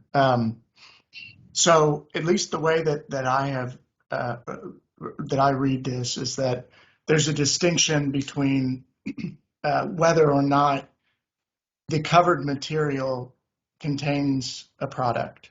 That's the distinction made between the first and second definition. So if it is empty, and I know there's an exemption for empty product that's filled in state and shipped out of the state. I won't touch on that, but so if it's empty and it meets the definition of the covered product, then the responsible entity, the way I read this, is the entity that manufactures that covered product or material, and of course that it is sold or offered for sale in the state. If it is sold or offered for sale with a product contained in it, then the brand owner is responsible first, unless there is no brand owner, in which case it's whatever entity imported or distributed that product contained in regulated packaging in or into the state. And I think it's relevant, at least in my mind, to point out that the third definition does not reference trash bags. And so I think the third definition sort of presupposes that there's a product contained in, the beverage container, rigid plastic container, glass container, as it's referenced there. Mm-hmm. So that's how I've read it. Yeah, that's a good point. I actually didn't pick up on the trash bag language not being in number 3. So that's a good point to raise as well. But altogether, I agree with your interpretation. I think we're falling in line with, so far at least, with what the stakeholders' opinions are on this definition. I know it can be kind of vague and doesn't always capture all those different types of scenarios, and that's exactly what we're trying to get from you all here, is to make sure that we are, being as largely encompassing as we can when it comes to the rules for this definition. All right, Chris, next up we have Paul Harvey. How you doing, Paul?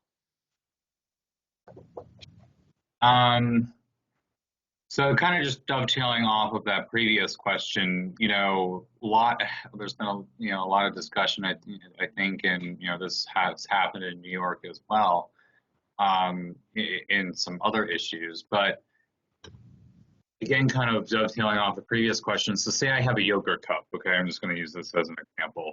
I manufacture the yogurt, but my plastic cup comes from Minnesota or say China, whatever. Well, not even China, because California, whatever state produces the plastic cup, here in the States. Is it the company's responsibility to then register? Because that's how I feel like it would be on definition number 2. Okay. Or would it be a the actual cup manufacturer, who may sell to 10 or 15 different other companies, even though they may not necessarily operate within the state of New Jersey. I mean, they may well could be, but chances are they're probably not operating in New Jersey. So would it be up to them to go ahead and register? And you're basically putting the responsibility of the compliance factor on the brand name / product sold within the state. That's a great question. The way we look at it is if that manufacturer agrees to accept the responsibility for the compliance and there's an agreement among the applicable parties, we're okay with whoever agrees to register a manufacturer, as long as they're telling us who their customers are and who they'll be basically taking responsibility, what like brands and products they'll be taking responsibility for when they register. So there is a possibility for that, but there needs to be some agreement between the parties involved. Well, because this is kind of where, so I'll just kind of give an example. So in New York, okay, they passed law in 2020 saying basically there's no PFAS. You're probably familiar with those who are listening. Polyfluoroalkyl, substances, in food packaging, and that was passed in 2020. Now it's going to be going into effect for the beginning of the next new year.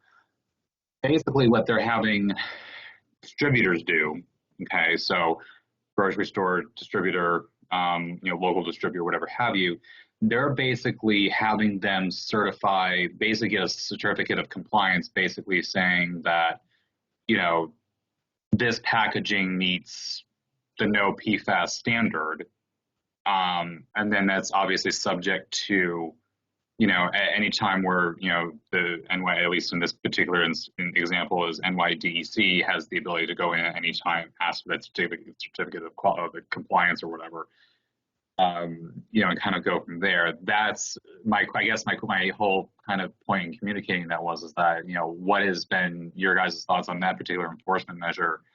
Because obviously companies aren't necessarily all located within the state of New Jersey. They don't have, manufacturing plants within New Jersey. They're not going to be able to necessarily apply to this rule. So it's really going to be left up to the distributors to go ahead and basically formulate themselves to be able to comply with it, I guess is my 2 cents.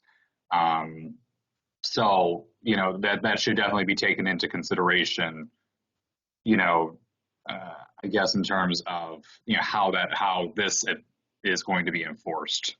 At least in terms of who's a brand owner, who is a licensee of a, I get where you're going with the licensee portion. You're talking about your, soda bottlers and everything else like that. But, say like, again, going back to the yogurt example, we have yogurt plants here in New York State that aren't necessarily, here in New Jersey, but, who may have another location out west, but they're going to have to, someone on the chain is going to have to accept responsibility for the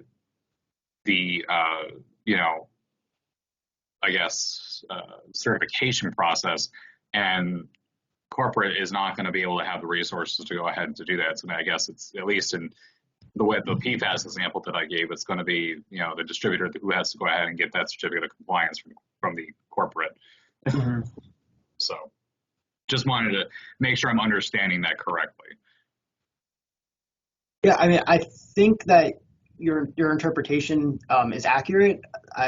It's hard to speak to certain like specific scenarios. I know you just gave an example for the yogurt, but there's multiple entities within the supply chain that are moving the product, so the product falls within the custody of multiple entities. Right, yeah. So we are trying to capture those scenarios by giving the flexibility to those involved to one of them come up with some type of agreement to accept that responsibility. And we basically are putting it on the manufacturer or manufacturers in this case, so that they can work it out amongst themselves. We as the department don't want to get involved in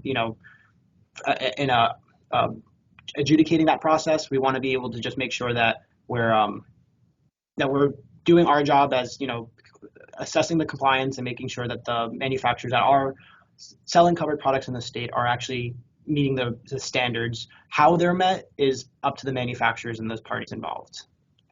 Right. With that, do you have any other questions to specific to the identification of manufacturer, or?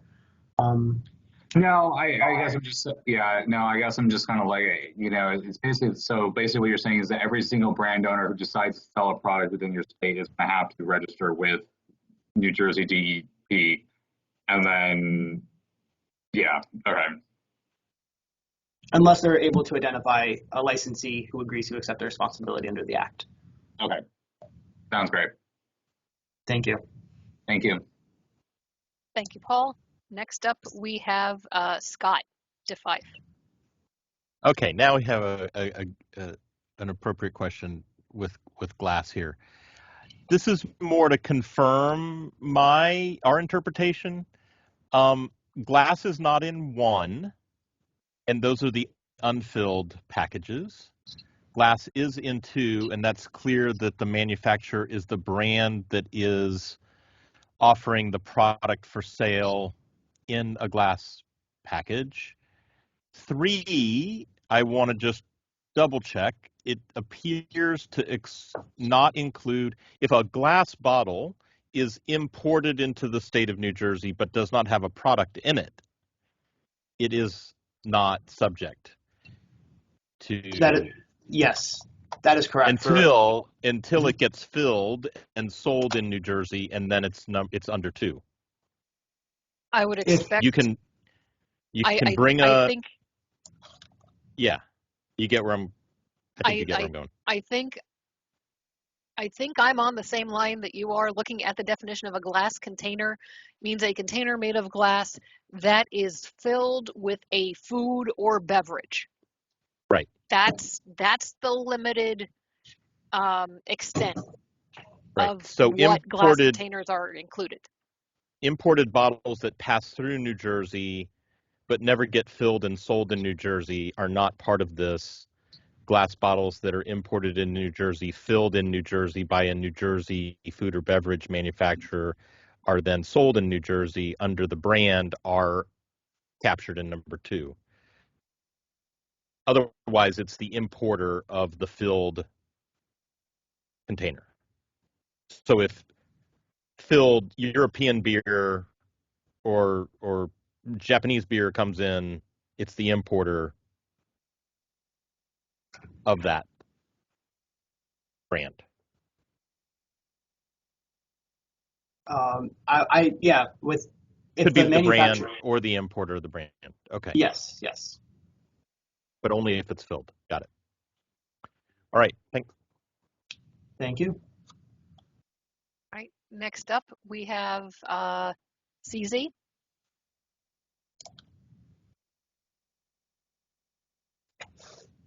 They had pretty much the same question as the person who just spoke, which is that it seems to exclude the person who is actually simply importing the container itself. And I wonder why that's excluded when it's, the same kind of container for the same use.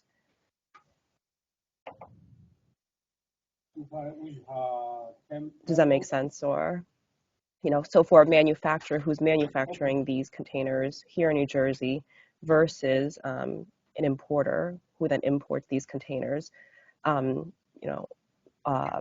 they would be excluded from this, whereas the manufacturer in New Jersey wouldn't be.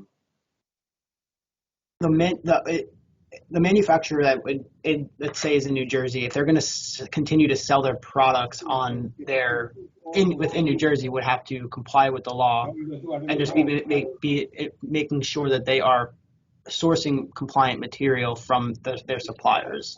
So if the package is intended, if it's imported into New Jersey empty, but it's intended to be filled by a brand owner of a glass container, for example, or of a product sold in a glass container, then that product that ends up on a store shelf would have to meet the requirements. But what if it's it's meant to be sold as empty, like a food container. If it's meant to be sold as empty, then Yeah. the product, like if it's going to end up on a store shelf, you can, as me, you, anyone that goes into a store can buy the like a mason jar, for example, that are typically sold empty. Those are not required to meet the standards. So then, say the mason jar, then a mason jar that's imported and then sold at a grocery store would not be subject to this, versus a mason jar manufactured in New Jersey, which is sold at a grocery store? If it's sold empty, that regardless of where it's being imported to or manufactured, would not have to meet the requirements. But I guess that's my question. Like, what's the difference between a mason jar that's imported from overseas and then sold in in a grocery store in New Jersey versus a mason jar that's manufactured in New Jersey and then sold in a grocery store in New Jersey? Why would those be held to different standards? Because those are both the glass containers. It comes down to what is being sold within the container. So if it's a food or beverage, it would have to meet the requirements just based on the definition alone of what a glass container is. So if it's sold empty, regardless of where it's being manufactured, imported, if it's being sold to the consumer when it's empty, it wouldn't have to meet the requirements. If it's sold empty, no matter what, it won't have to meet requirements? If it's made available to consumers at a typical grocery store, Target, Walmart, wherever it may be, if it's sold empty to consumers, it would not have to meet the requirements. For glass. For glass specifically, yes. Well, so that sounds like you're talking about something that's sold directly to consumer. What if it goes through a whole supply chain where, no, you're not selling directly to a grocery store per se, you're selling to distributors who then eventually sell to grocery stores or, consumers. Is that also the same thing, or? If it's intended to be sold empty, yes. If it's being purchased, let's say, by a manufacturer that intends to fill it with juice, for example, then it would have to meet the requirements. I see. Okay. So we tend to look at the definition of manufacturer when it says offered for sale. We look at that through the lens of what as consumers can go into a store and purchase that product. Okay, got it. Sorry, I think I might have missed that initially. I didn't realize. I think all of this was meant to not apply to anything that's sold empty. Okay. Yeah, it's tricky because each definition has their own little caveats. So when it comes to glass container, it only, for purposes of this law, it is only considered a glass container if it is sold housing a beverage or a food. Okay. All right. Thank you. Of course. Thank you. Thank you for your questions. Next up, we have Parsla Lipa. Hi. Good afternoon. How are you? Pretty good. So my situation is my company bottles automotive products, brake fluid, motor oil, antifreeze, that sort of thing, on behalf of a dozen different automotive companies. And then we distribute directly to dealers. And I just want to see that I'm reading this correctly, that it would be the car company, it would be Ford, GM, Toyota, who is responsible for registering and not us, because we are the distributor, but they are the brand owner. It's their name on the bottle. My interpretation, would have to take this into consideration a little bit more because that's the scenario that we have not come across yet. But my interpretation, would be the brand owner that is selling the product, essentially the entity that generates the revenue, not the middleman. Or not so much the middleman in this scenario, unless the manufacturer cannot be identified. Then that's when number 3 kicks in.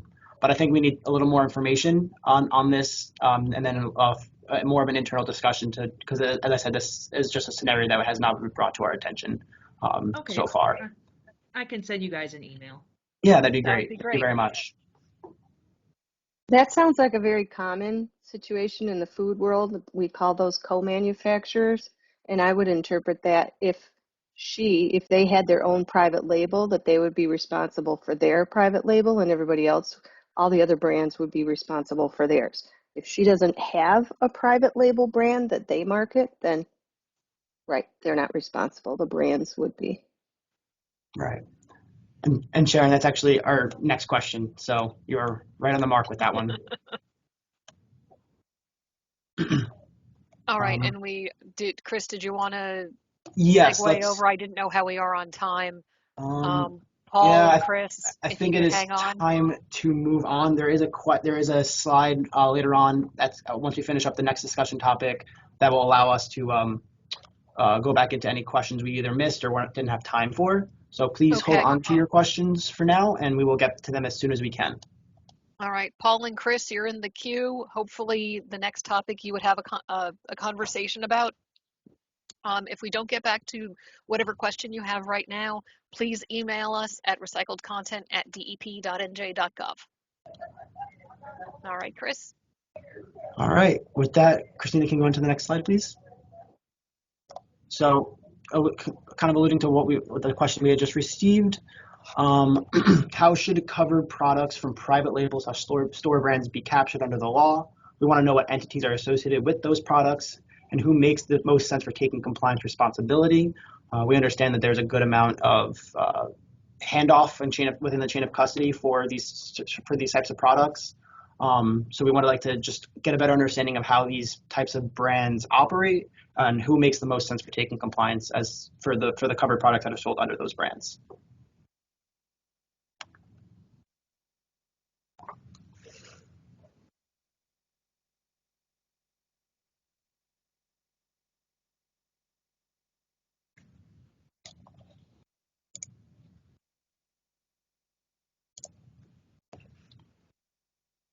Does anyone have any questions as to how these types of manufacturers or types of brands would be addressed in the law? That way we can, if we don't have an answer now, it'll give us something to discuss at later meetings within the rulemaking team. We have, I'm not sure, CZ, Parsla, and Chris.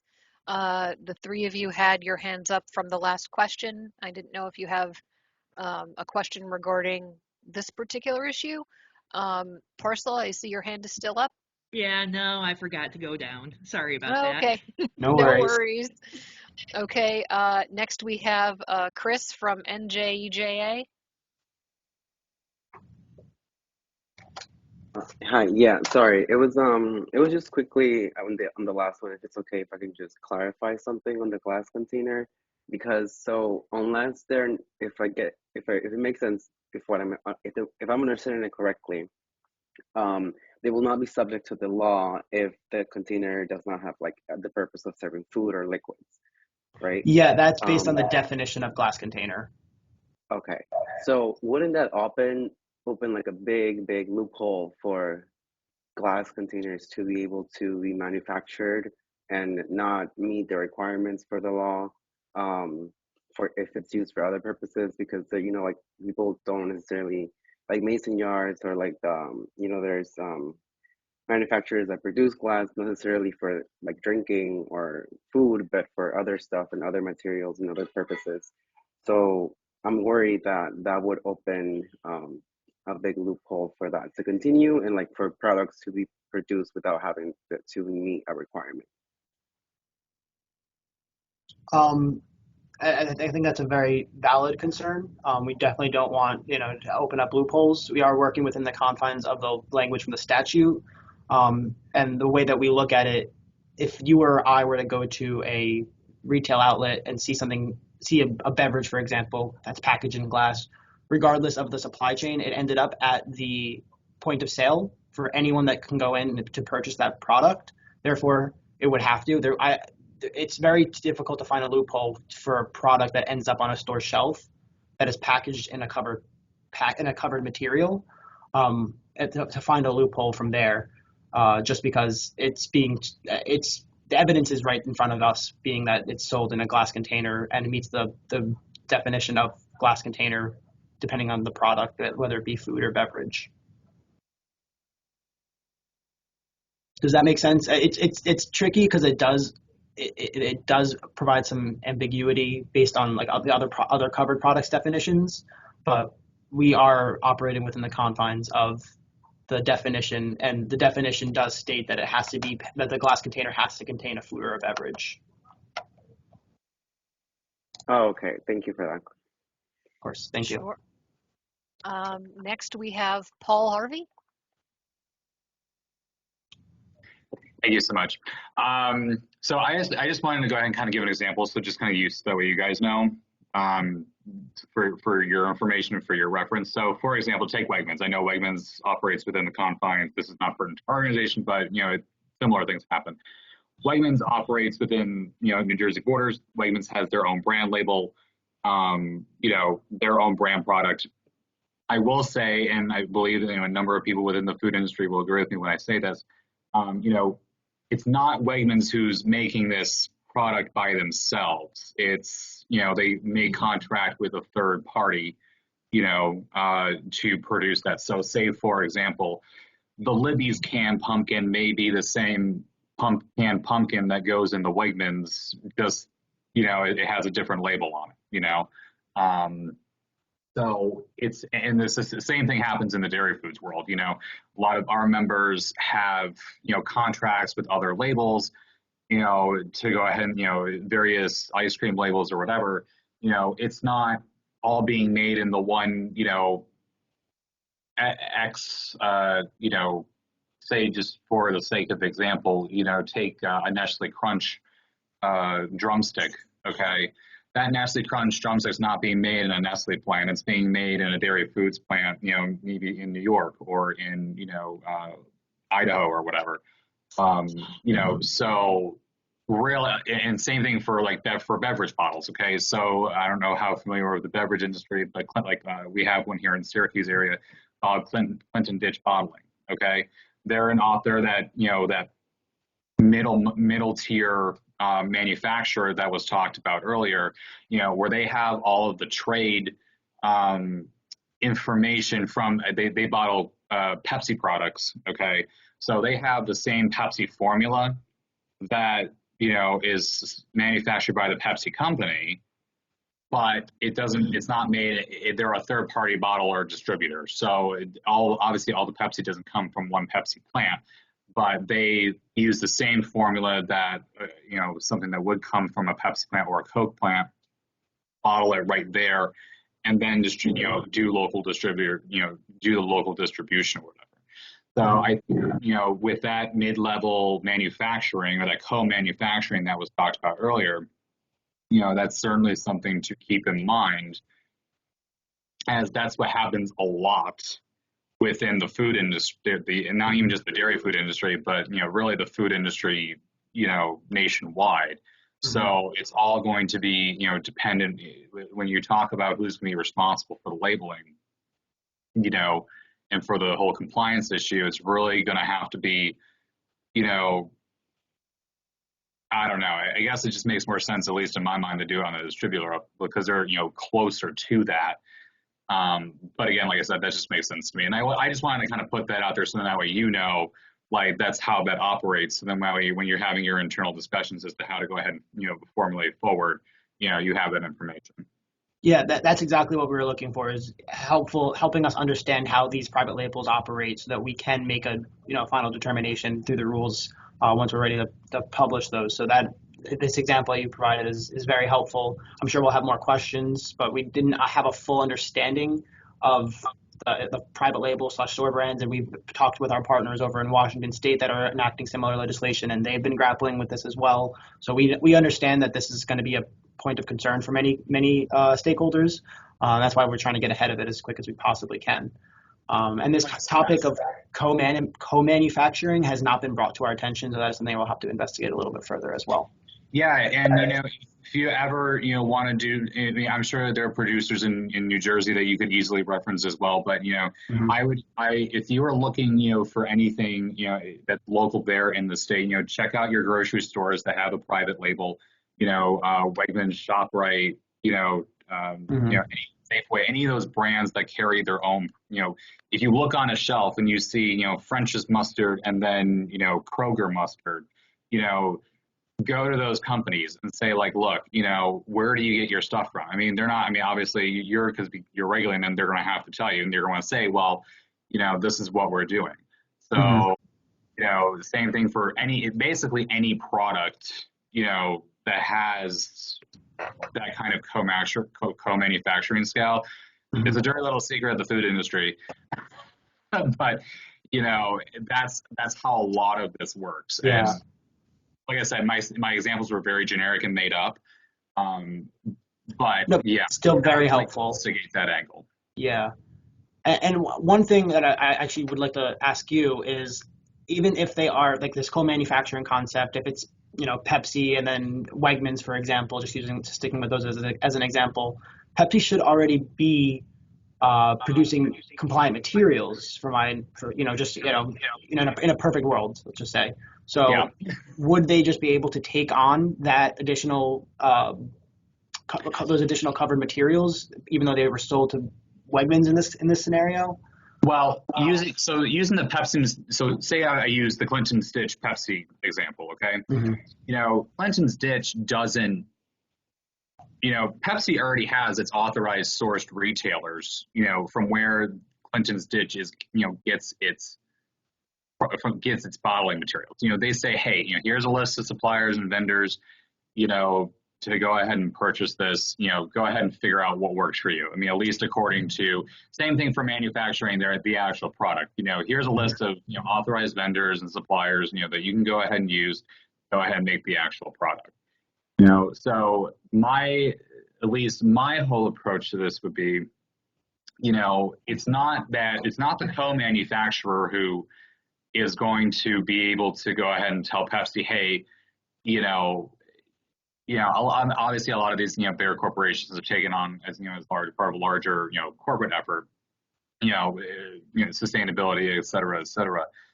But, the co-manufacturer is going to have to go to the corporate, okay, to say, hey, we have to go ahead and make this change, help us out. They're not going to be able to, or not saying that they won't be able to, but they're going to be very limited into what not so they will be. They may be limited into, what kind of materials that they can use or where they can get their materials from. And because that may be all arranged for them through corporate. So that's something that, again, they're just kind of say, hey, we're just a local place. We just, bottle for this specific region, whatever it is, and then kind of go from there. Same thing for your store brands. They may be all, and they probably, these store brands probably contract with maybe a dozen or 2 dozen different plants across the country. Take the Girl Scout cookies, for example. They have, because I love Girl Scout cookies, and there's a great article. If you ever want to read it, let me know.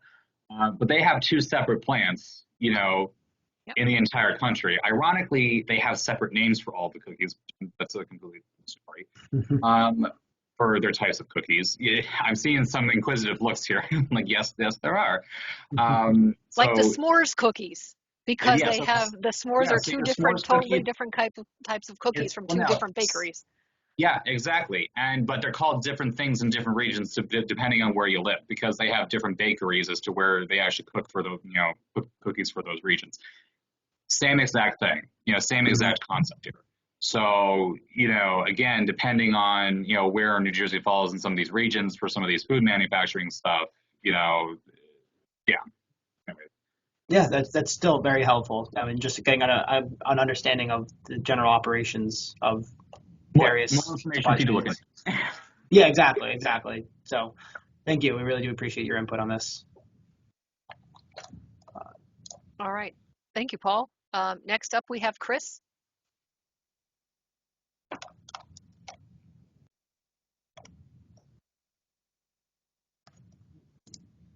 I'm sorry, I forgot to put my hand down. No worries. All right. Next, we have Sue Maskaluk. Welcome, Sue. Oh, I can hardly hear you. Can you get a little closer to your microphone? Still struggling to hear. It's very low on your end.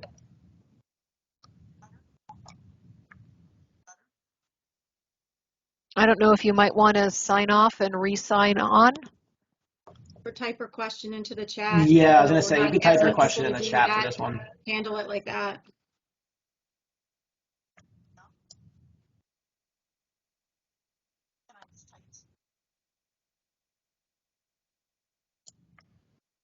Okay, Sue, we'll await your question or comment in the chat. And until then, next we'll go to Dan Felton. Yeah, thank you, Judith. Dan Felton with Ameripen, the American Institute for Packaging and the Environment.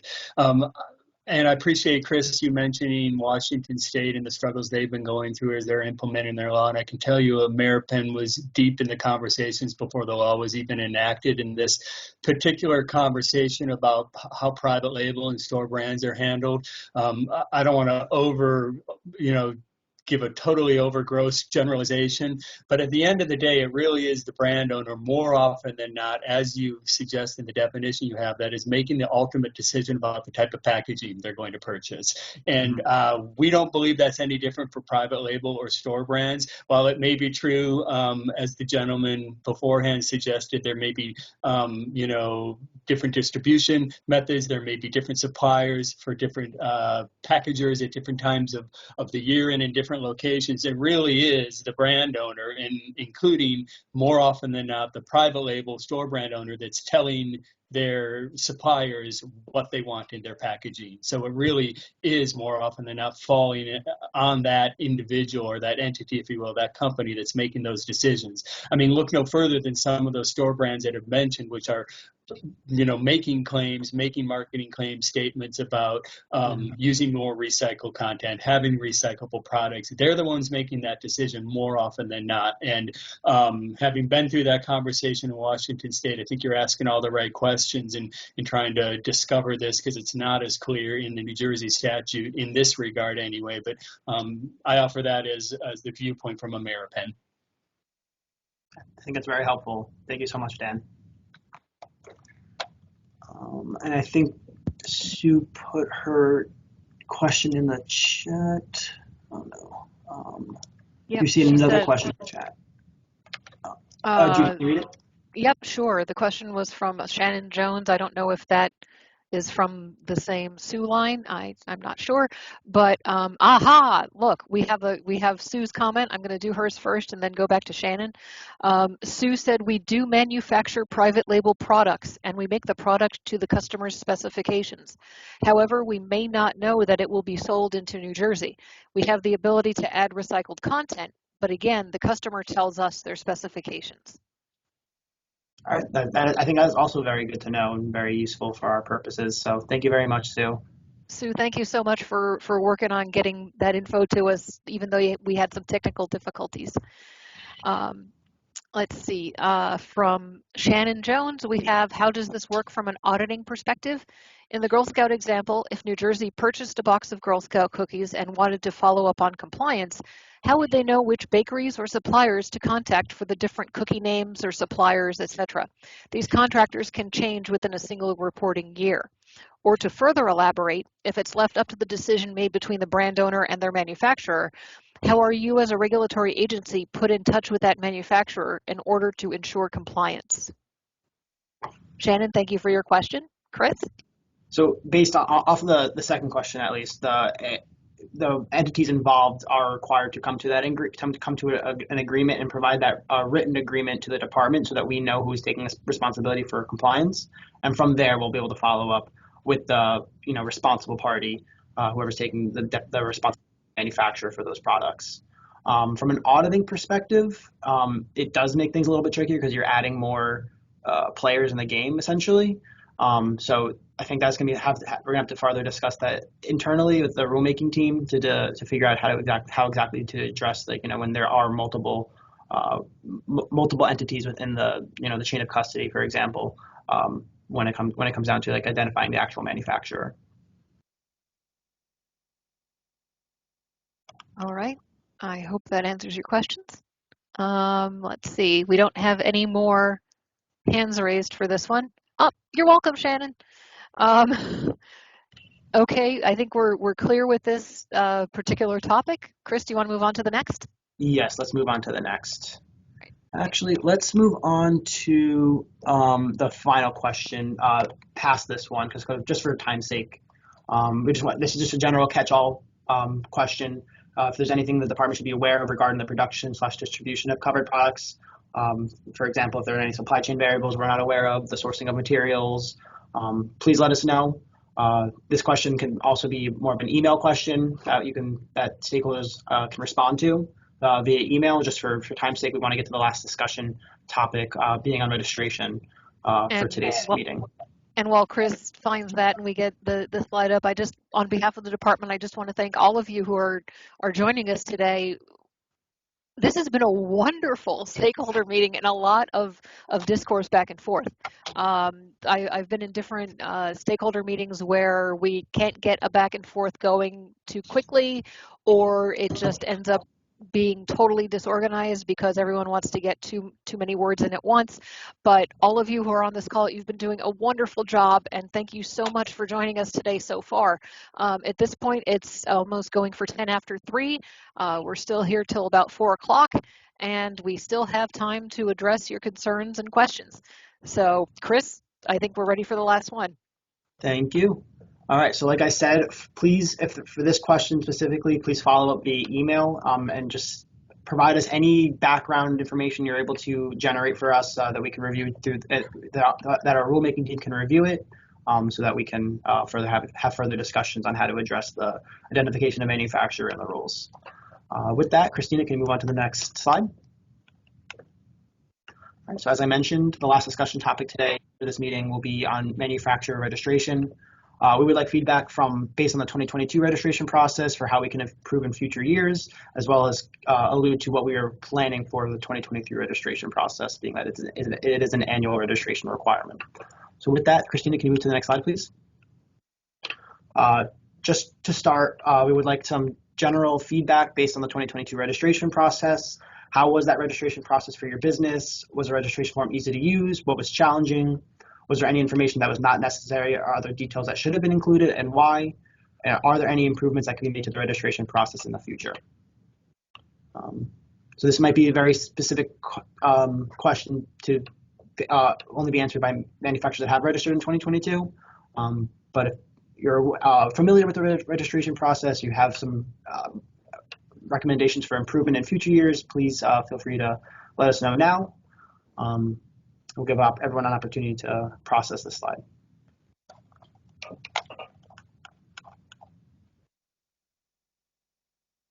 The first question, comment we have is from Sharon Cody. Hi, Sharon. Hi. Couple things. First of all, the process this year was easy, I would say. But as far as 2023 goes, and that form that I believe is expected to be filled out, it's not clear how to fill it out. It sounds like you're just asking for brand names, but do you need any accountability in terms of what the product was or how many were sold into the state? That's not clear on the form. Right. All right, that's good to know. Thank you. I think for the 2022 registration process, we were mainly just looking at manufacturers indicating which covered products they actually sell within the definitions of the law. We weren't looking for brand specific information. We had discussions internally to include that, and then with the timeline we were given, 6 months after the law was passed, we wanted to make it as simple and straightforward, and then maybe ask for additional information in future years. But for 2022's registration purposes, we were just solely looking for manufacturer information and then having them indicate which types of covered products they produce. Okay, then further to that, in 2023, is it clear what you're asking for in 2023? Because it isn't to me. What are you asking for 2023? That process is being developed right now. It's going to be very similar to the 2022 registration, asking for manufacturer information, but we are still fine-tuning that process internally. It'll be a little different, being on an electronic registration versus a fillable PDF. So we're hoping that it'll be a little bit more straightforward as we walk you through a bunch of a few various different screens in the registration process. So we're hoping it'll be a little bit more straightforward in what we're asking. So it's hard to really say without actually having like the process developed right now. Sure. Do you know when that'll be available to people? We're hoping early to mid 2023, but well before the registration deadline. But it's still being developed with our external partners that develop like our internal software and stuff like that. All right. Thank you. Of course. So I'm not seeing too many more questions, so I think we can move on. If there's any feedback you'd like to provide based on the 2022 registration, please feel free to email the recycled content email inbox, and we will get back to you. And we'll try to be as forward with the 2023 registration process as we can with what we know so far. But I think that's a good segue into our next slide. So Christina, would you be able to move forward? Thank you. So as I've mentioned and alluded to, we're moving to a fully electronic registration process with various different screens to walk you through the registration. So with that process under development, are there any concerns that are related to related to signing and certifying electronically, or in general having an electronic registration process moving forward? I can kind of add some additional information that you'll be generated what we call a program number, and you'll be able to use that number moving forward and for every registration annually thereafter. So we're looking at making it a little bit more straightforward rather than having to submit the same form over and over again each year. So yeah, we're just trying to get some feedback based on any concerns you might have when it comes to having an electronic registration process. Let's see, we don't have any hands raised, but in the chat, Blake Jackson had stated it would be beneficial for record keeping if the electronic registration allowed the registrant to save a copy of the completed form. Mm-hmm. I believe that's a capability in the new process, but I'll have to double check with our partners. All right, we have a question from Rebecca Thomas. Hi again, Rebecca. Hello. I would say mine is maybe more of a comment than a question. We deal with a lot of electronic registration processes in our business, and some are really good and some are really bad. And some of them related to things like this specifically, the ability to upload forms and the ability to, not enter product by product, line by line are really helpful and help us save time. So that would be something that I would like to see in the new process that you develop. So with that, actually, I do have one question to follow up. Do manufacturers, or in your scenario, do you have something that you're able to you have a list of existing brands that you're able to just copy and paste into a spreadsheet or a Word document that you're able to provide to the department? Yep, that would work. Okay. I guess my comment was so we report tonnage and sort of our sales numbers to a lot of different states, and a lot of those programs require us to enter each line individually, and so the ability to upload a spreadsheet is wonderful. Right. All right, that's good to know. Thank you. All right, thanks, Rebecca. We don't have any other hands up as of yet. All right, I think that's actually a good segue into our final question for today. All right. So Christina, you already did it. Perfect. Like I said, we're developing that 2023 registration process, and we're considering requiring manufacturers to submit a list of brands they sell and are covered by the law. So many manufacturers own more than one brand, making it difficult to track which products are owned by each manufacturer and subsequently must comply with the law. So requiring each manufacturer to submit a list of brands that they own will allow the department to identify covered products in stores and associate them with the manufacturer's registration. So we're asking this question to better inform the development of this process. So with that, is it feasible for your company to provide a detailed list of covered brands / products, and why or why not? What can be provided and what cannot be provided based on your various information held by each manufacturer? Okay, up first we have Paul Harvey. Thank you very much. I'm back. So my question relates to trade secrets. Again, kind of referring back to our earlier conversation about co-manufacturers and whatnot. the co-manufacturing for processing world is a competitive industry, et cetera, et cetera. Would these records be subject to a FOIA request? I'd have to double check. We are required to publish a list of manufacturers and their compliance status once the standards take effect, but I believe it's just the name of and the status of each manufacturer. It's not like their specific registration. So if there is if there are proprietary information that is being provided in the registration, I have to check with our partners that are developing the process to see if they can, add a checkbox or something like that to indicate whether something's proprietary or not. So we're not there just yet, but I'll definitely look into it to make sure that we are able to have that component in our process moving forward. Yeah, and I'll include that in my email as something for you guys to consider. But I will go ahead and say that, and I'm sure many others on this call will agree with me that there is an intense competition that a lot of these national food manufacturing brands outsource to local. I want to say local companies, but to other companies as kind of subcontractors in a sense. Again, co-manufacturers, in that area. But having that information public, if that information is subject to a FOIA request, or public, whatever, that would cause. So say like, okay, I have, Joe's Ice Cream contracts with, Sally's Ice Cream to go ahead and make their brand label. Again, going back to, or maybe even Wegmans. Okay, say, Wegmans contracts with, this is probably a better example, but, Wegmans contracts with Joe's Ice Cream, to go ahead and make that, to make the Wegmans label product, all of a sudden, say Sally's Ice Cream or Sally's Ice Cream Manufacturing, comes in and says, well, finds out that Joe's Ice Cream's not making it for Wegmans. Sally can go ahead and say, well, I'm going to go ahead and approach Wegmans because I can probably make it cheaper than Joe's. And so I want to go ahead and do all that.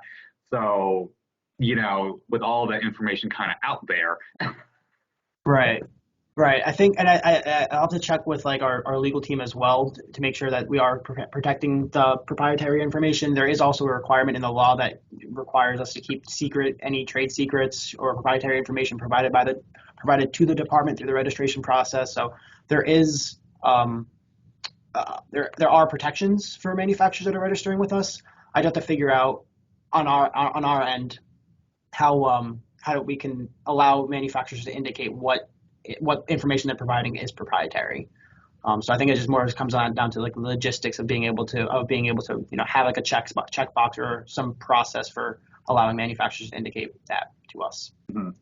Yeah, and a lot of these companies, I will also say, are under non-disclosure agreements, and even myself, are under non-disclosure, non-compete agreements to disclose these.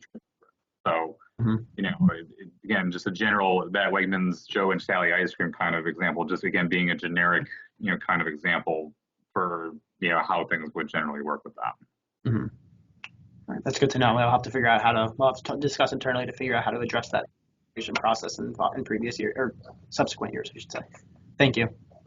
Thank you very much. Are there any other comments, questions on this topic? We're really just trying to get at. We would like manufacturers to submit brand-specific information to the department. How that's done can be molded by you, the stakeholders. So any feedback that's provided is helpful. We do have one from Rebecca Thomas. Hi again, Rebecca. Hi, I just wanted to ask the question. Are sales numbers something that you're considering asking for? It has not come up.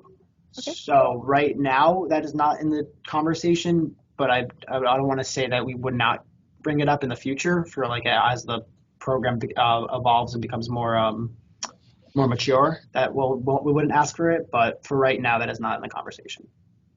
Okay, the concern that I would have around that is just a lot of our sales are to retail channels who then further distribute the product. So to know exactly how much was sold in New Jersey is sometimes challenging for us. All right, that is good to know. We'll take that into account when if that conversation ever comes up. It's not in the conversation right now, but like I said, as the program becomes more mature, there might be a need for it down the road. So we're just not there yet, but that is good to know going forward. Thank you for your comment. All right, thanks, Rebecca. Next, we have Dan Felton. Thank you, Judith. And this question may be a little off topic and maybe we take it offline, but we've had some questions come up about the statutory language, which refers to product lines and product sublines. And then there's appears to be some new verbiage, if you will, on the department side about product portfolio. Maybe a conversation for another day, but as you're talking about registration and information you'll be gathering from manufacturers moving forward, I think it's relevant. So I'm happy to send you some more information offline, but I just didn't know if you thought it would be helpful to have any discussion about that today within the context of the registration process. Yeah, anything you're able to provide us in writing is helpful as we can reference it down the road. But if that is an appropriate question to bring up right now, based on how different supply chains work, how manufacturers are sourcing materials that they end up selling as products or packaging in products. So yeah, if there's an additional question or comment you'd like to make on the topic, we're happy to hear it right now. Yeah, thank you. For me, maybe what I'll do is for my members is send you we'll follow up with an email with some information, because it's just trying to understand what the statute's looking at versus potentially a new concept on the DEP's page. And we're just trying to understand that. But happy to open up a dialogue through email if you want to go that way to start with. Yeah, let's bring it offline and do that. We were grappling with this internally as well. We weren't really sure exactly what they meant by a sub-product line. There isn't really much there aren't many standard definitions to define that, so that led us to making our own guidance to try to clarify what we mean when we say brands for brand specific information for the registration process. So really just trying to inform that process moving forward so that we are clear in what we're asking for through the registration. Great, thanks, Chris. I'll send you some information offline. Perfect. Thanks so much, Dan. Thank you. All right. Rebecca, do you have another question? Your hand is still up. Nope, sorry about that. Okay, no worries. We didn't want to miss anything. And I think I don't see any more hands, Chris. I don't see any more hands either. I think we can move on to the next slide when you can, Christina. Perfect. So this is your opportunity to ask any additional questions or make any additional comments before wrapping up. Is there anything that we may have missed or still unclear? Please keep any questions relevant to the 3 discussion topics during today's meeting. Any other questions can be emailed to us at the recycled content email inbox, and which will be available on the next screen to get that email address. Back to you, Judy. Let's see, Sharon Cody. Hi again, Sharon. Hi, thank you. My question's regarding rigid plastic containers, and it has to do with, there's verbiage in there about hot fill for beverages that only have to go up to 30%, I believe. Does that apply to hot fill food products as well? Since that language is not in the definition in the statute for rigid plastic container, it's not something we've entertained. But if there's reasoning as to why they should be, we're happy to hear that reasoning that would factor into making that decision. I think that the reason why maybe they're saying up to 30% for hot fill could have to do with 2 things. Two things come to mind, is either maybe paneling and or migration. Both of those things would still apply and be issues for food products as well. Mm-hmm. Okay, that is also very good to know. I know that there was a large push from, I forget which side of the manufacturing industry, but there was a big push to get hot fill packaging having a reduced compliance standard, just for the reasons as you mentioned. So yes, it would be nice if they could clarify if that applies to food too, or if we could kind of get that figured out. Yes, definitely. That is something we'll look into future stakeholder meetings. Perfect. Thanks. Thank you. Thanks so much. Next up, we have Paul Harvey. Hey, Paul. You're muted. Sorry, last time you'll hear from me. We had a question for one of our members. Question. in regards to the criteria exemption for the waivers, at least when it comes to dairy, obviously things like yogurt that aren't in items that aren't in the PMO won't be eligible. But for those items that are, if the company meets, does the company have to meet all 4 of the criteria for the waiver? Do they have to meet just one? What is the what is the window on that? Right. The waiver process is still being developed. We haven't. Our conversations have largely been on the identification of the manufacturer and registration. Just those have largely been the hot topics of since this law has been passed. But the waiver process is something that we have just recently started to consider. So I can't answer the questions right off the bat, but if you can email us the questions, any specific questions you have on waivers, we're happy to review those questions and discuss internally, and then that will likely be a future stakeholder meeting topic as well. Okay. Well, like I said, I saw the waivers was mentioned earlier. Mm-hmm. I just wanted to, I didn't know if I missed that portion of it, so I didn't know, didn't know if that was covered or not. Right. Yeah, you don't have to meet all 4 requirements to get a waiver. The waiver criteria is spelled out in the statute. It does have to meet at least one of those 4 criteria to be issued a waiver, and then as well as any other reason as the department determines necessary. Right. But like I said, we're just not at that point in the rulemaking process yet to really speak too much on waivers at this point. But it is definitely going to be something that we discuss with the stakeholders and the rulemaking team. So it is at least just one of the criteria, not all 4. Yes, it's not all 4. Yes. Okay, thank you. Thanks, Paul. Next we have Caleb. I was a little bit late to the meeting, so if this is a question that was already addressed, I'm just very sorry. But the slide that you guys showed that had images of what rigid plastic containers might be and what they might not be, on those images on the left of what is considered a rigid plastic container, all of them, one consistent feature is that they have lids. Would you say that it's a fair characterization of a rigid plastic container, that it is something that is closable, like with a lid? Is that a fair interpretation? And that's also something we've been kind of discussing internally. In theory, there would be a type of lid, but that is that's kind of what we were getting at when we were asking for like specific guidance that the regulated community might like to see, so that can help them better determine what a rigid plastic container is with the definition provided, because the definition is pretty silent on whether it has a lid or not. So while those examples were we were just providing examples that weren't all encompassing, so it does come down to really what the shape of the container is, how it's molded, what it holds, that kind of stuff. Right. So and that's helpful. I appreciate that. I just, when you are considering your deliberations, I think that categorically speaking, a container that has a lid versus one that doesn't, that could be something that would be helpful to kind of just put something down on paper as to whether or not. Yeah, no, definitely. Qualified. Yeah, definitely. So actually, to flip it back on you a little bit, would you consider a rigid plastic container that does not have a lid to not be a rigid plastic container in this scenario, or vice versa?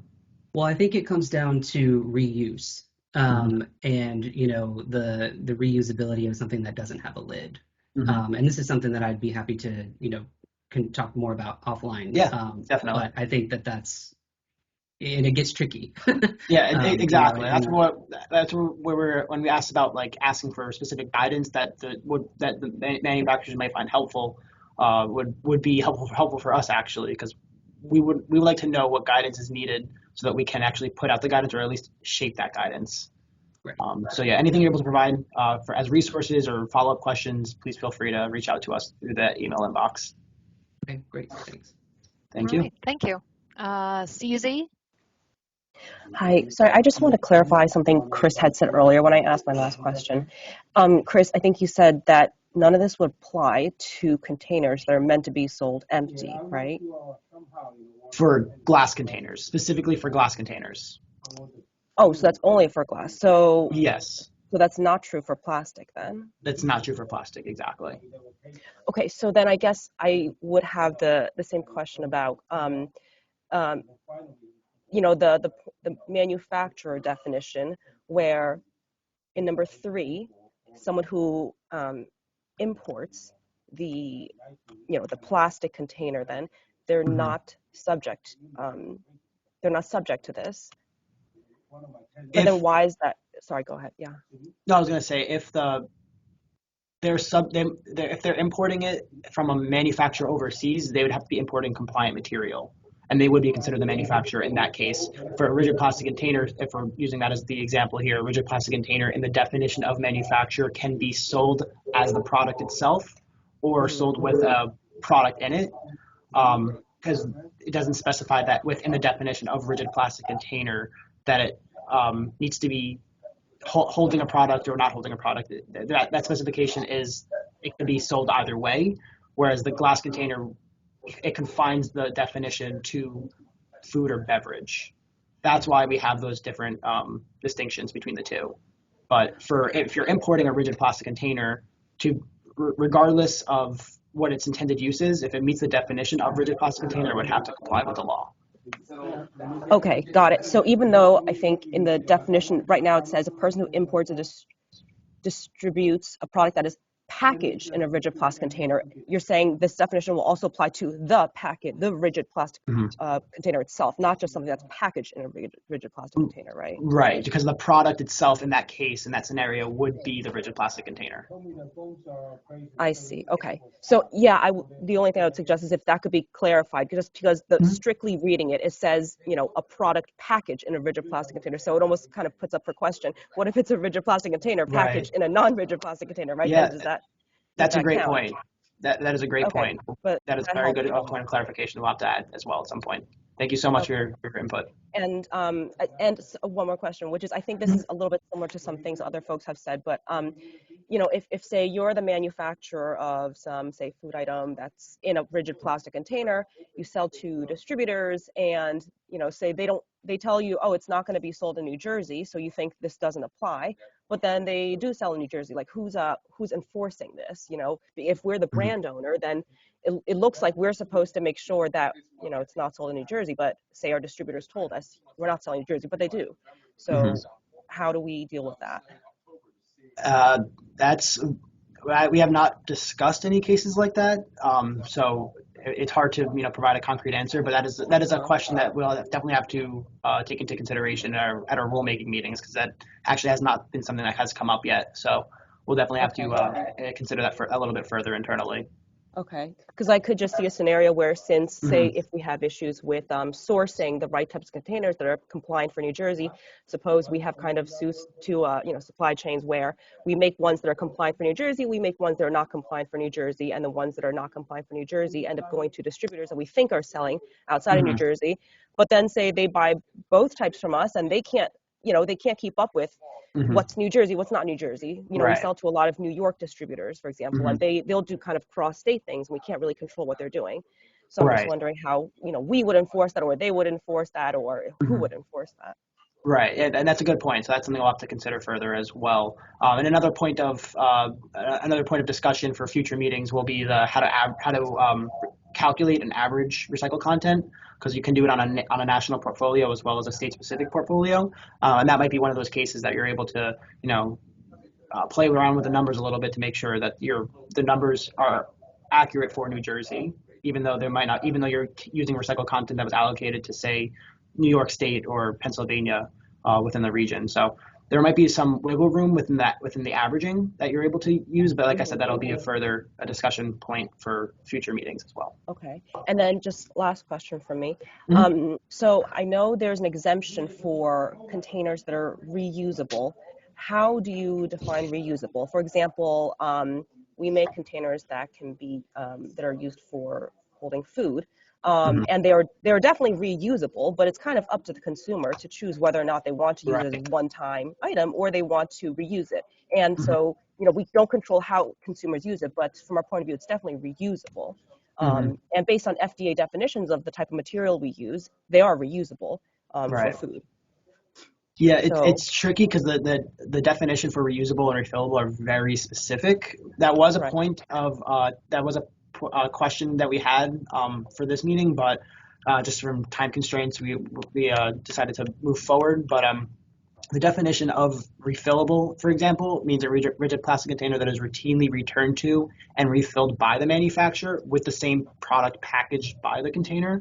So it's very specific. And then for reusable, reusable container means a rigid plastic container that is routinely reused by consumers to store the original product packaged by the container. So, like I said, like very specific scenarios. I see. And if you have any additional concerns or questions, we're happy to discuss a little bit further offline as well. If you want to email the recycled content email inbox, we're happy to address your questions or concerns over email as well. Okay, thank you. Of course. Thank you.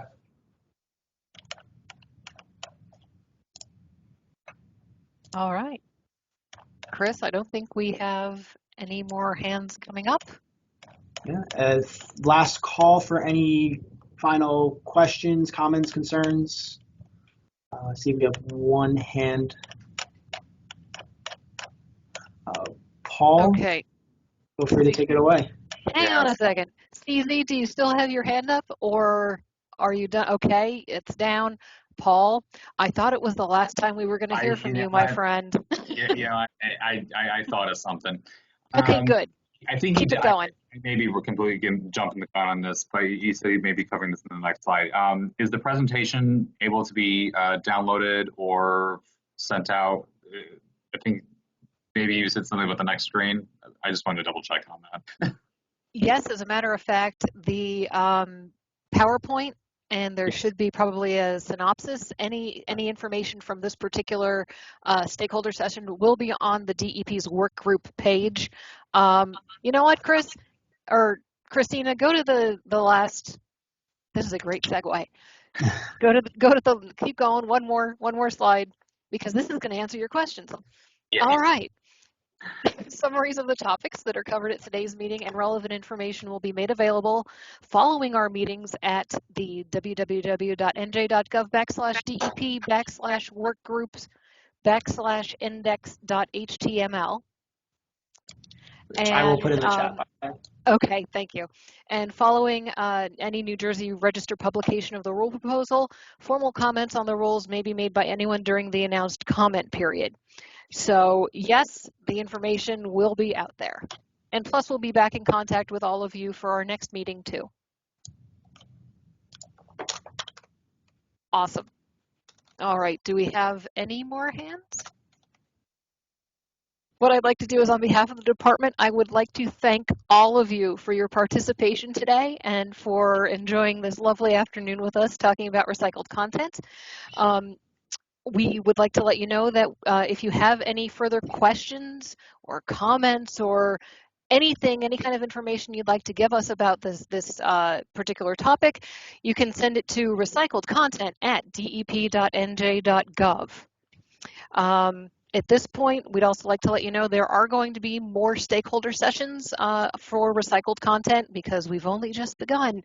So please let us know what topics you might be interested in talking about, because we need to hear from you and find out what's going on within the regulated community so that we can make the rules work for all of us.